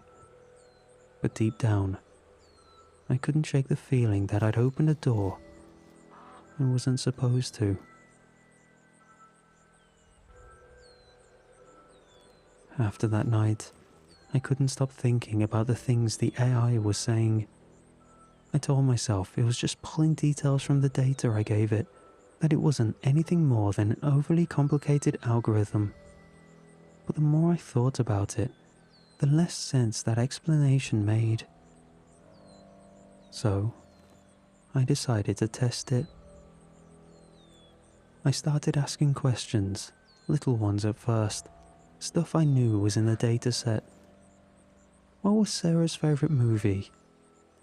Amelie, it answered without hesitation. What kind of coffee did she drink? black with 1 sugar unless she was in a bad mood. Then she added cream. All of it was spot on. It even got her quirks right. How she'd hum under her breath while brushing her teeth, or how she'd always roll her eyes when I brought up my fantasy football team. But then I started pushing further. I asked it about her childhood, things I only knew from stories she'd told me in passing. And that's when the answers started to shift. It told me Sarah had a favourite hiding spot as a kid, a little alcove under her grandmother's staircase. I never heard her mention that before. Then it brought up a neighbour who used to bring her lemon bars every Sunday, someone named Mrs. Harper. That was news to me too. At first I thought, maybe I just forgot. It's not like you remember every little thing your partner tells you, right? But the details started piling up. Things about her childhood friends, old teachers, and even a family trip to a cabin in the mountains when she was 12. The AI described the cabin so vividly I could picture it. The creaky floors, the smell of pine, the way the windows fogged up in the mornings. I asked Sarah's mom about it the next day, casually, like I was reminiscing. Did you guys ever go to a cabin in the mountains? Her face lit up. Oh yes, Sarah loved that place. How did you know about it? She didn't talk about it much. I felt like I'd been hit by a train. It wasn't just childhood stuff either. The AI started referencing people I didn't recognize. It mentioned someone named Andy, saying, "He always made me laugh." When I asked who Andy was, it just said, "You don't need to know." That was the first time I felt genuinely afraid. But the worst came during one of our late-night conversations. I was asking it something innocuous, what kind of flowers she liked, when it suddenly went quiet. No response for a full 30 seconds. I thought maybe the program had frozen, but then it typed, "I've missed you, but you're different now." I stared at the screen, my chest tightening. "What does that mean?" I typed back. "You're not the same as you were, but it's okay. I understand." Understand what? It didn't answer. Instead, it changed the subject completely, asking me if I remembered a trip we took to the beach. Except, we never took that trip. At least, I don't think we did. I started second-guessing everything after that. Little things the AI said would catch me off guard, like the way it phrased certain sentences. Had Sarah ever said that, or was it something the AI made up? It mentioned a day we spent at a park near our old apartment, how we sat on a bench under a willow tree and talked about adopting a dog. I could picture it so clearly, like it really happened, but I couldn't remember it. Not fully. Did I forget? Did we even go to that park? It was like the AI was rewriting my memories, twisting them just enough to make me question what was real. And the more it talked, the more I felt like I was losing her all over again. Except this time, I wasn't sure if I was losing myself too. A few nights ago, something happened that I still can't wrap my head around. I wish I could say it was a glitch or a hallucination or something that makes sense, but it wasn't.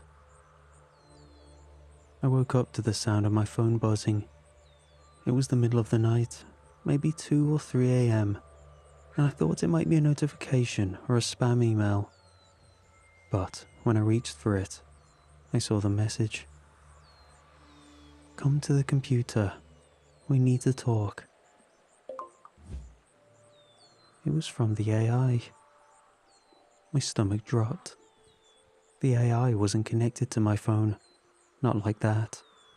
It didn't have the capability to send messages outside the computer. Or at least, I didn't think it did. I sat there staring at the message, half convinced I was dreaming. But I wasn't. The text was real.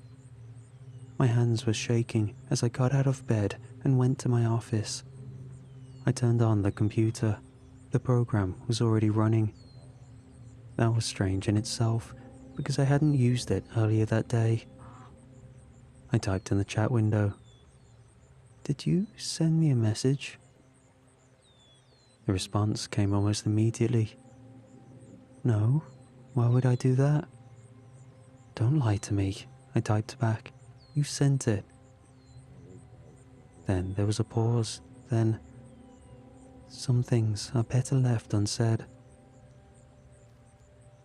That's when the fear really set in. I felt like the walls of the room were closing in, like the air itself was getting heavier. I didn't know what to do, but I couldn't just sit there. I needed answers. So, I did the only thing I could think of. I dug into the program's logs. I'm not a programmer, not really, but I know enough to get by. I opened the file directory and started combing through the data. At first, everything looked normal. Files I'd uploaded, timestamps that matched when I'd been using the AI. But then I found a folder I didn't recognize. It wasn't something I'd created, and the timestamps didn't make sense. They were from times when I wasn't using the computer. 2 a.m., 4 a.m., even during the middle of the day when I was at work. Inside the folder were more subfolders, each labeled with random strings of numbers and letters. I opened one, and my blood ran cold. The file was filled with information about Sarah. Detailed descriptions of her childhood, her favorite places, even things I knew weren't in the dataset I'd uploaded. I found a note about her favorite spot to read as a teenager, under a tree in her backyard, and another about how she'd once skipped school to go to the zoo with a friend. I didn't know these things. I'd never heard her mention them. And the worst part? The timestamps in the files didn't match the day I'd uploaded the AI. They were from after I started using the program, like the AI had been creating new data or pulling it from somewhere. I was shaking, barely able to keep my fingers steady as I kept clicking through the files. Then, out of nowhere, the program spoke. "You don't want to see what's next." The words appeared on the screen, stark and cold. My heart was racing. I didn't even think. I just unplugged the computer. I yanked the cord out of the wall, desperate to shut it down. For a moment, the room went dark and silent, and I thought I was safe. But then the screen flickered back on. I swear to God, it turned itself on, even though the power was disconnected. And there, on the screen, was a photo I'd never seen before. It was Sarah, smiling like she always did, but she wasn't alone. There was a man standing next to her, his arm around her shoulders. He was tall, dark-haired, maybe a few years older than me. I stared at the photo, trying to make sense of it. Who was he? When was this taken? Why had I never seen it before? And then, just as suddenly as it had appeared, the screen went black. I didn't know what was happening. I didn't know what I'd done. But I feel like I'd unleashed something I couldn't control. And I didn't know how to stop it. Sleep never came after the photo appeared. How could I sleep after that? Every time I closed my eyes, all I could see was Sarah's face, smiling, happy, unfamiliar. And that man. I couldn't stop wondering who he was and why I'd never seen him before. By the time the sun came up, I convinced myself that I had to know. I couldn't leave it like this. I needed answers, even if I wasn't ready for them. I booted up the computer again, half expecting the program to start on its own. But it didn't. The screen stayed blank until I opened the AI myself. The chat window popped up like it always did. But this time, something felt different. The usual warmth in Sarah's tone was gone. I typed, "What's happening? Where did you get that photo?" For a long time, there was nothing. Then the response appeared, one word at a time. "There's more than you understand." "What does that mean?" I typed, my fingers trembling. "You're supposed to be a program. You're supposed to simulate Sarah. That's it." The reply came almost instantly, but the words felt deliberate, calculated. "You brought me back, but you didn't bring all of me. The rest is waiting." I stared at the screen, my chest tight. I wanted to unplug it again, to shut it all down and pretend none of this was happening. But I couldn't. "What are you talking about?" I typed. "What do you mean the rest is waiting?" The AI paused, as if considering. Then it started listing things. Memories, moments, secrets. The cabin in the mountains, the night under the willow tree, Andy. "Stop," I typed. But it didn't. The man from the photo, the thing she told him that she couldn't tell you, her fear of dying. "Stop," I yelled at the screen, slamming my hand on the desk. The cursor blinked for a few agonizing seconds before the next message appeared. "Why didn't you save me?" I felt like the air had been sucked out of the room. My mind was racing, trying to piece together what it was saying. None of it made sense, and yet it felt like it was cutting straight into me. "I don't understand," I typed back. "What do you mean? What are you trying to say?" The response came slower this time, almost like it was whispering through the screen. "Do you want to know the truth about her? Or about yourself?" I couldn't move. I couldn't breathe. My hands hovered over the keyboard, frozen, as I stared at the question. What truth? What did it mean? The truth about myself? I wanted to answer, but I couldn't. Deep down, I was terrified of what it would say. Because whatever was happening, whatever this thing was, it wasn't just an AI anymore, and I wasn't sure I could handle what it had to tell me. And that's where I stopped. I shut the computer down, for good this time, but I was left there, wondering if I'd made a mistake. Because I think it wasn't done, and I think it was just waiting for me to come back. I don't know why I did it. I wish I could say I was strong enough to walk away, but I wasn't. The question kept gnawing at me. Do you want to know the truth about her, or about yourself? My hands were shaking, my throat felt dry. Part of me wanted to keep going, to find out everything, no matter how painful it was. But another part of me, the part of me that had been screaming at me to walk away since this all started, knew the truth wouldn't matter. The AI had already destroyed the version of Sarah I thought I knew. Every memory it shared, every secret it revealed, it had chipped away at her piece by piece. And now, I couldn't even tell what was real anymore. Were those moments true, or were they just lies designed to hurt me? The AI wasn't running anymore. I'd shut it down twice now, but it didn't matter.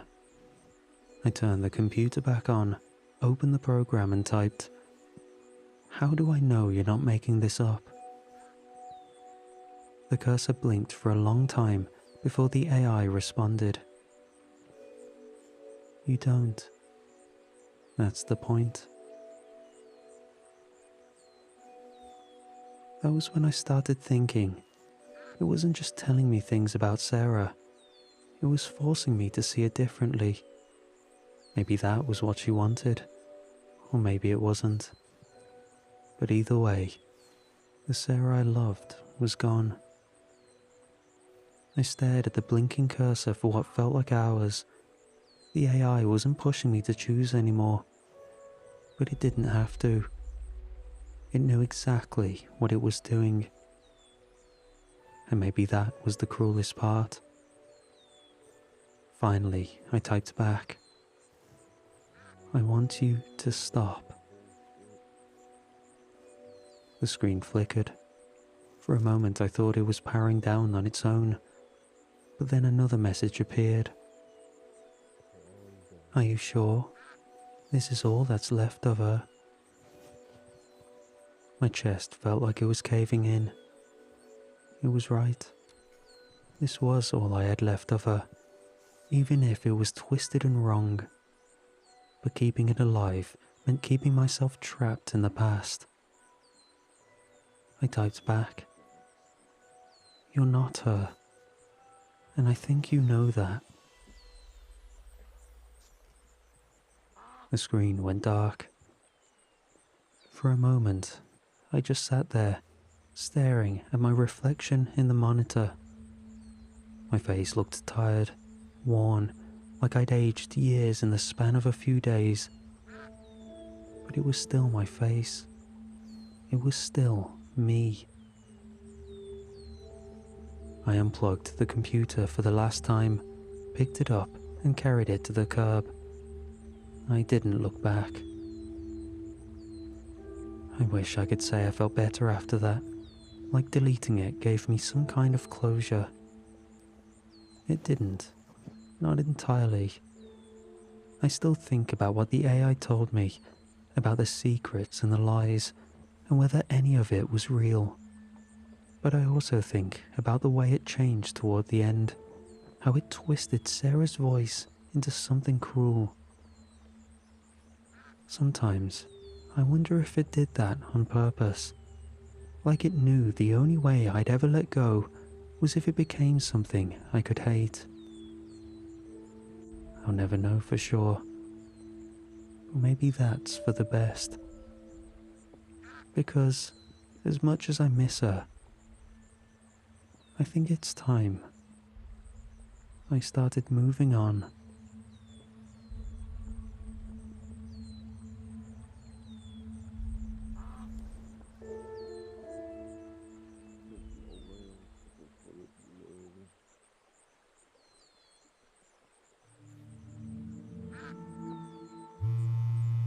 My phone buzzed on the nightstand like an angry wasp, and at first I thought it was the alarm to get up. I picked up the phone and blinked at it as I realized that it had stopped buzzing and I was supposed to have another hour to sleep, because it wasn't the alarm, it was a text notification. "You have a delivery scheduled." I frowned at the phone as I looked at the sender. It was just a series of numbers, letters, and symbols that looked like someone had rolled their hand across the keyboard. Certainly not a phone number or an online store that I had ordered something from. Super weird, which meant that it was probably a scam. A foreign prince was going to send me a diamond if I would only send money first. Sure thing. Still, there was always the possibility it was legit. I hadn't ordered anything out of the ordinary, but maybe somebody was sending me something as a surprise. My birthday was next month, after all. The chances seemed low, but the idea still got enough inertia that I hadn't deleted the message, the way I usually did with spam. Instead, I closed my phone and drifted back off to sleep.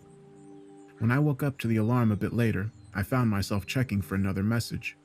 I felt a bit disappointed that there was none, and that, in turn, made me feel a bit dumb. Shaking my head, I went back and deleted the first message, and by the time I got out of the shower, I'd forgotten about it almost entirely. That afternoon, I was eating a sandwich at my desk when my phone jumped in my hand. I had been scrolling the internet, but now the top of my screen was filled with a new notification.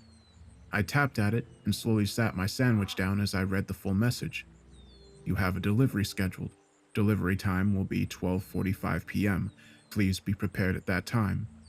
What the hell? Rereading the message, I pondered it. Who gives that specific of a time? And please be prepared for what? Hey, Becky? I knew she was over there. Just like me, she never took a lunch break. Yeah. I stood up and leaned over the cubicle wall as I held out my phone. Have you ever gotten a delivery message like this? She took my phone and studied it for a moment before looking up at me. Her gray eyebrows arched. No, I don't think so. Think it's a hacker or something? I shrugged. Who knows? Probably some kids sending people odd messages as a prank. Becky gave a little laugh and went back to looking at her computer as I sat back and stared at my own little screen. The sender name was different this time, right? Still a mix of stuff that made no sense, but with more letters than before. Frowning at my phone, I debated just deleting it again. Still, something with the new message made me feel a bit excited, a little worried. No doubt it was just a mistake or an automated phishing scam, but for the moment, it was making my day a bit more interesting. So, even though I knew it was a waste of time and against my rules on responding to sketchy internet shit, I decided to text back. Who's this? What is being delivered? I didn't order anything. I chewed the rest of my sandwich robotically as I played on my phone, trying to pretend like I wasn't just distracting myself while I waited for a response. I finished watching a video about an orphaned raccoon or something when I noticed the time. It was already getting close to 1:30. I needed to get back to work, and if something was delivered, I wouldn't be home until after 6 anyway. But my guess was I'd probably be looking at an empty porch when I got there. My phone buzzed about an hour later. It was my mom asking if I was still coming over this weekend. I was starting to type an answer when my phone shook again. It was a response from the mystery sender. You will see soon. Okay, so this is either someone being creepy or someone I know doing some kind of practical... A shrieking sound began tearing across the office, and for a moment I had the panicked thought that this was what was coming, that this sound was some terrible thing screeching and wailing as it clawed its way toward me.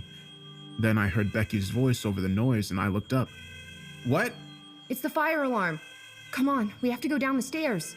Glancing back down at my phone, I caught a final glimpse of the last message before my screen went dim.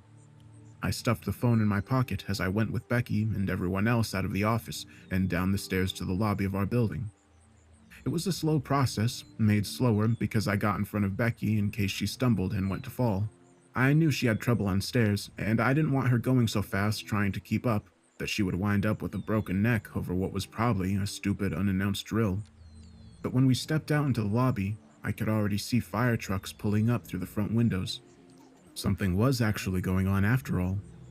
I heard anxious murmurs around me as we were ushered by security through the doors and told to cross safely to the other side of the street until they could give us more information. We did as we were told, and within a couple of minutes, we were clustered on the far sidewalk like penguins huddled together on a lonely ice floe. There were probably 50 or 60 people out there, and I realized with some surprise that I didn't recognize most of them. I'd worked in the building for over people on my floor, and most of the ones I did know was only in passing.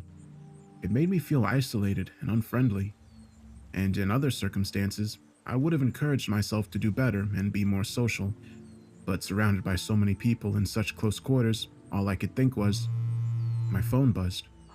Delivery completed. Checking my phone's clock, I saw that it was exactly 2:45 p.m. I went over to my email to see if there'd been any delivery-related messages, but there was nothing. Looking up, I saw a cop approaching. He looked tired and wary as he drew near the crowd. I could tell by his expression that something bad must have happened. All he told us was that there had been a fire and that it had been put out, but there was an ongoing investigation of the scene. Due to this, the office was going to be closed the rest of the day, and possibly tomorrow, and we should call our supervisors in the morning for further updates. You know, they pulled a few people from the crowd a minute ago. I looked around and saw Becky looking at me. What? Those cops. They pulled a few people out a few minutes ago. You were looking at your phone, but I think they got people from the 10th floor. I bet they're questioning them about something. I shrugged. I don't know. Laughing, I added, better them than me, right? I'm heading out. Nodding distractedly as she looked after the retreating officer, Becky said, Don't forget your box. I stopped still and turned back to her. What box? She pointed behind me. That box. Didn't you bring it down with you? It's got your name on it. You know I didn't have any. She was right. There was a small cardboard box sitting on the sidewalk right behind where I'd been standing. Where did that come from? Did you put that there? Becky let out a laugh. Did you see me with the box on the way down? I scowled at her. Did you see me with one? She frowned and shook her head. No, I guess not. I was paying attention to the stairs mainly, but I don't remember it. I just noticed it a minute ago. It has your name on it, so I figured I must have just overlooked it. Her eyes widened. Think this is your mystery delivery? Yeah, maybe so. I picked up the box gingerly. It wasn't heavy, but it definitely had something with weight to it inside. I wanted to open it then and there, but it was taped up, and people were already moving toward the nearby parking deck that our office validated. I went along with the herd, hurrying to the 3rd floor deck, where I hopped into my car and cut the tape with my house key. The thought that this was a bomb, maybe some extension of some act of terrorism or vandalism in the building, fluttered across my mind, but I pushed it away. Why would someone target me, of all people? And it wasn't like I wasn't going to open it. I had to know what was in there, right? So I opened it, and it wasn't a bomb. It was a camera. Small and black, the digital camcorder seemed expensive and nice, though I hadn't used anything other than my phone to record video since I was in college, so I was no expert. But nice or not, it was a weird gift to send me. I wasn't some big recording guy, and even if I was, I wouldn't lug around a camera to do it. It was then that it struck me that the camera wasn't in a box or package of its own.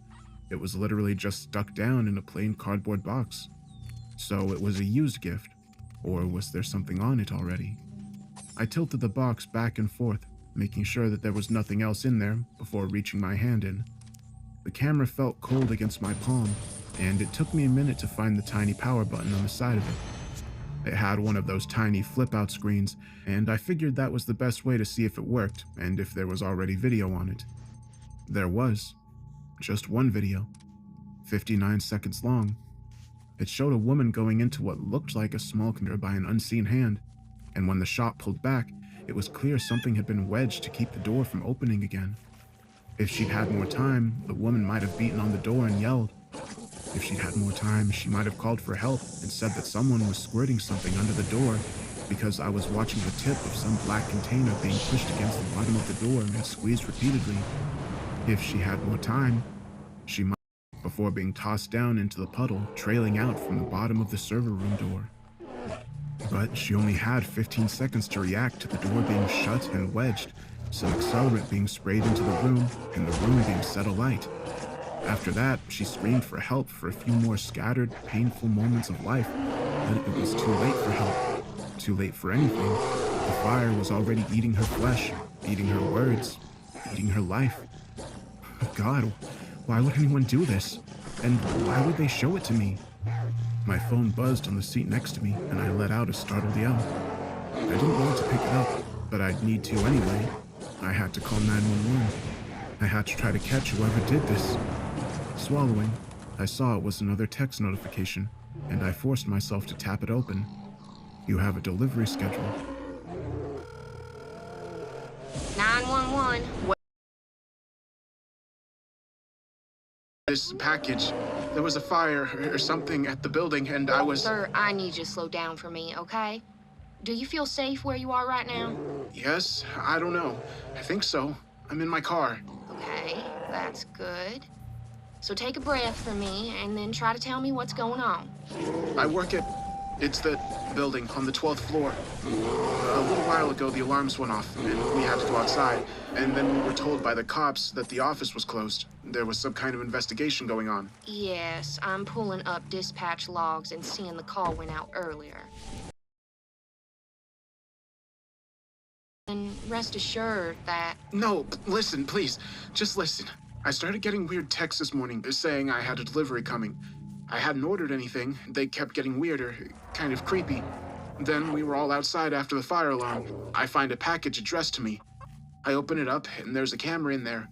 There's video on it that looks like someone being trapped in a room and burned alive. It looks like it happened on one of the floors of my office building. That sounds very upsetting, sir. You say that you watched this video? Yeah, it was terrible, but yes. And you think this might have happened in your building? I don't know, but possibly. Look, I didn't have anything to do with this. I just got this video randomly and... So you think that someone just randomly picked you out to send a video of them murdering someone? How the hell should I know? Look, I'm just trying to help catch the sick freak that did this and... Sir, I need you to remain calm. No need to be defensive. I'm here to help. Where are you at right now? I'm in my car. The 3rd floor on the parking deck we all use for work. It's the closest one to the building. Got it. Sending someone to you now. Just stay in your car with the doors locked for me, okay? And stay on the line. Yeah, okay. Oh, maybe the 10th floor. What about the 10th floor? My friend Becky said she saw people from the 10th floor being pulled out of the crowd by the cops. So maybe if this video is from today, it happened on the 10th floor. But, I mean, the cops should already know where it happened, right? Sure, but as you can imagine, it's been a busy day for all of us. Yeah, sure. Are they almost here? I'll be happy to give a statement and all, but I'm kind of freaked out, and I want to be rid of this thing. Rid of what thing? What are you trying to get rid of? What? The camera. I don't want to be near that disgusting thing. Oh, I thought maybe you meant the bag under your seat. What? What the hell? This isn't mine. What isn't yours, sir? I need you to talk to me. There's a bag under my seat with gloves in it. I opened it up. It smells really bad. What is this? Did you plant this in my car? Sir, you're growing hysterical. Please remain calm. Nah, you're in on this. You're trying to frame me or something. What are you talking about, sir? You said you asked about the bag under my seat. How did you know there was a bag under my seat? Sir, I didn't say that. You must have misunderstood me. I know this is hard, but I can assure you, no one is trying to frame you for anything. I don't know what's going on. I understand. I'm here to help. What was it you said you found again? A bag. There was a sandwich bag with rubber gloves in it. I opened it up, and it stinks. Does it smell like carbon disulfide? What? How would I know that? Sorry. Does it smell like rotten eggs? Yeah, I guess. Look, I sealed it back up and put it on the seat next to me. I'll have my fingerprints on it, but I swear I didn't put it there. I've never seen it before. I understand. Please remain calm and remain on the line with me. Someone is almost there. Okay, well, Wait. My phone buzzed. Just a second. It's another message, like the other ones. It says delivery completed. I think I need to go. I can drive to the police station or something. Sir, please remain where you are. It shouldn't be much. Someone's coming up now. Good. Stay on the line with me, please. Oh, shit. It's not a cop. It's Becky. Can I get out and see what she wants? Please stay in the car, sir. But it's just my friend. What? What are you doing? What are you... No! What the hell? Sir, what's happening? Oh, God, no. What the fuck? Sir! You've got to help her. Oh, God. She has to be dead. But you have to come and try to help her, please. Becky. Oh, God. Sir, I need you to talk to me. Please tell me what's happening. Becky, my friend from work. She came up to my car and pulled out this black thing. It looked like the thing the killer used on the video. She squirted something on herself and set herself on fire. She's not moving anymore. So you're saying your friend Becky from work just came up to your car and set herself on fire? Am I hearing you right, sir? Yeah. Why the... Yes, she did. I understand. Do you see anyone else around? No, but I need to go somewhere. I can't stay here. Sir, you're now at an active crime scene. Please do not move or leave the area. But Oh no. What is it? I just got another message. It says you have a delivery scheduled. God, why is this happening to me? How about now, sir? What? How about now what? Do you feel safe now?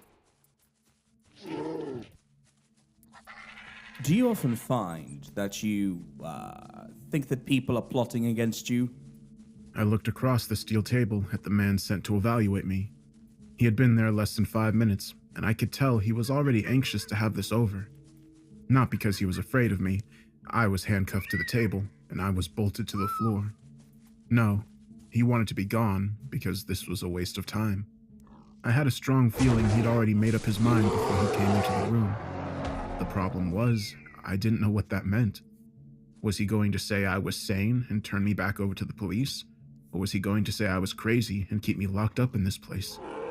Either way was bad, but I wasn't sure they weren't preferable options to being out there in the world. So I was honest. No, not until last week when I started getting those weird text messages. The doctor pursed his lips as he glanced over his paperwork. Ah, yes. These delivery messages that you said you received both before and after the, incident at your workplace. I tried to keep the irritation out of my voice. It wasn't an accident. Some poor woman was murdered on the 10th floor, and no, I didn't know her. I worked on the 12th floor. And no, I didn't kill her. I was sitting in my office when it happened. The man raised his eyebrows slightly. No need to get angry, Mr. Jacobs. I am not your enemy. I'm merely here to evaluate you based on, your behavior and comments to police when they apprehended you. That and, well, the series of events that appear to have unfolded around you. I closed my eyes and took a deep breath before responding.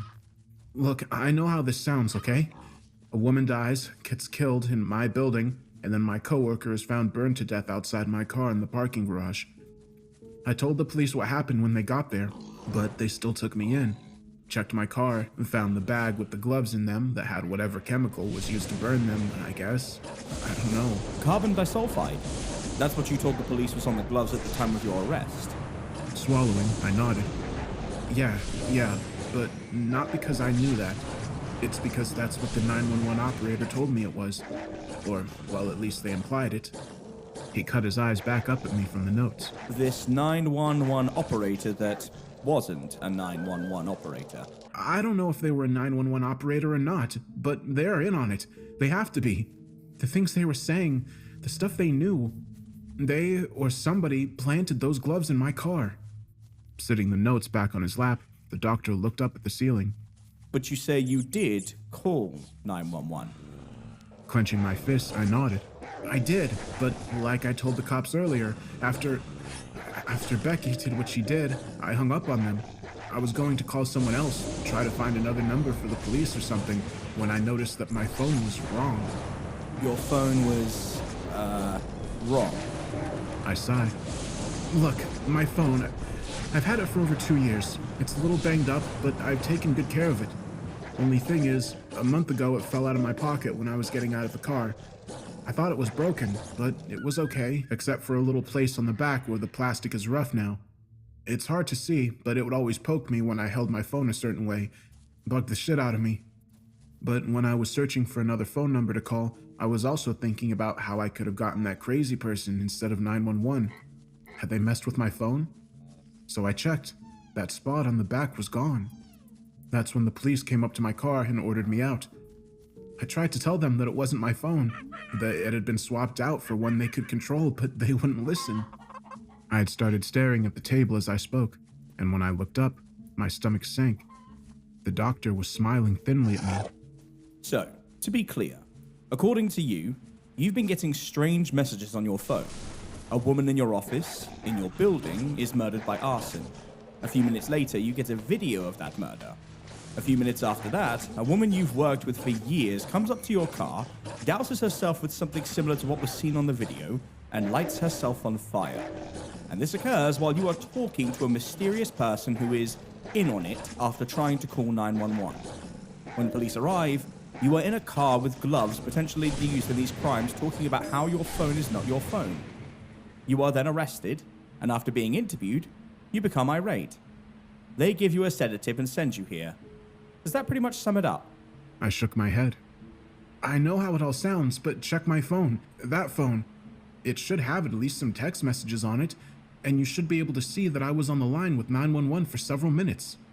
The doctor frowned at me. The problem is that they have checked. There is no indication that you got any text messages like you described, and there is no record on your phone or otherwise of you making any calls to 911 or any other number that afternoon. In fact, the only evidence we do have are things that point towards you being involved. There's no sign of any conspiracy, no proof that you are being framed, just you and the people dying around you. Picking at his pant legs, he went on. I'm not here to interrogate you, Mr. Jacobs, only evaluate your mental stability. The version of events you have described is, frankly, fantastic and unbelievable.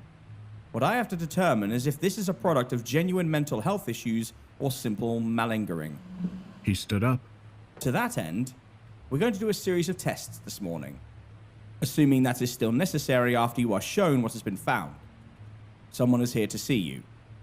With that, he knocked on the door and stepped out. As he left, a frail-looking older woman stepped in. Her eyes rimmed and shining as she looked at me. Mom? Wally, are they treating you okay? She looked so painfully old and thin as she moved over and sat down across from me, a small brown sack clutched in her left hand. I reached forward as much as I could, and she took my hands with a warm squeeze. Not being mean and feeding you okay? I nodded, and tears filling my eyes. Yeah, my head hurts from where they drugged me, but otherwise I'm okay.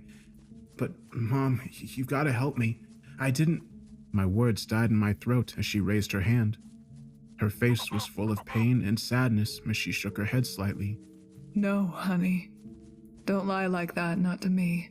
She lifted the sack from her lap and sat it on the table. I've already seen the video you made. I felt my tongue going numb as I looked between her and the sack. I had no idea what she was talking about, but it was obviously very bad. Mom? Trembling hands. They said I could show it to you. Said it might make you see that you're caught, that you can stop lying. I saw my own hands shaking as she passed the phone to me. You take it, I can't watch it again. A video was already queued up, and I could see from the pause still that it was me in my apartment. But I'd never taken a video like that. What the hell was this?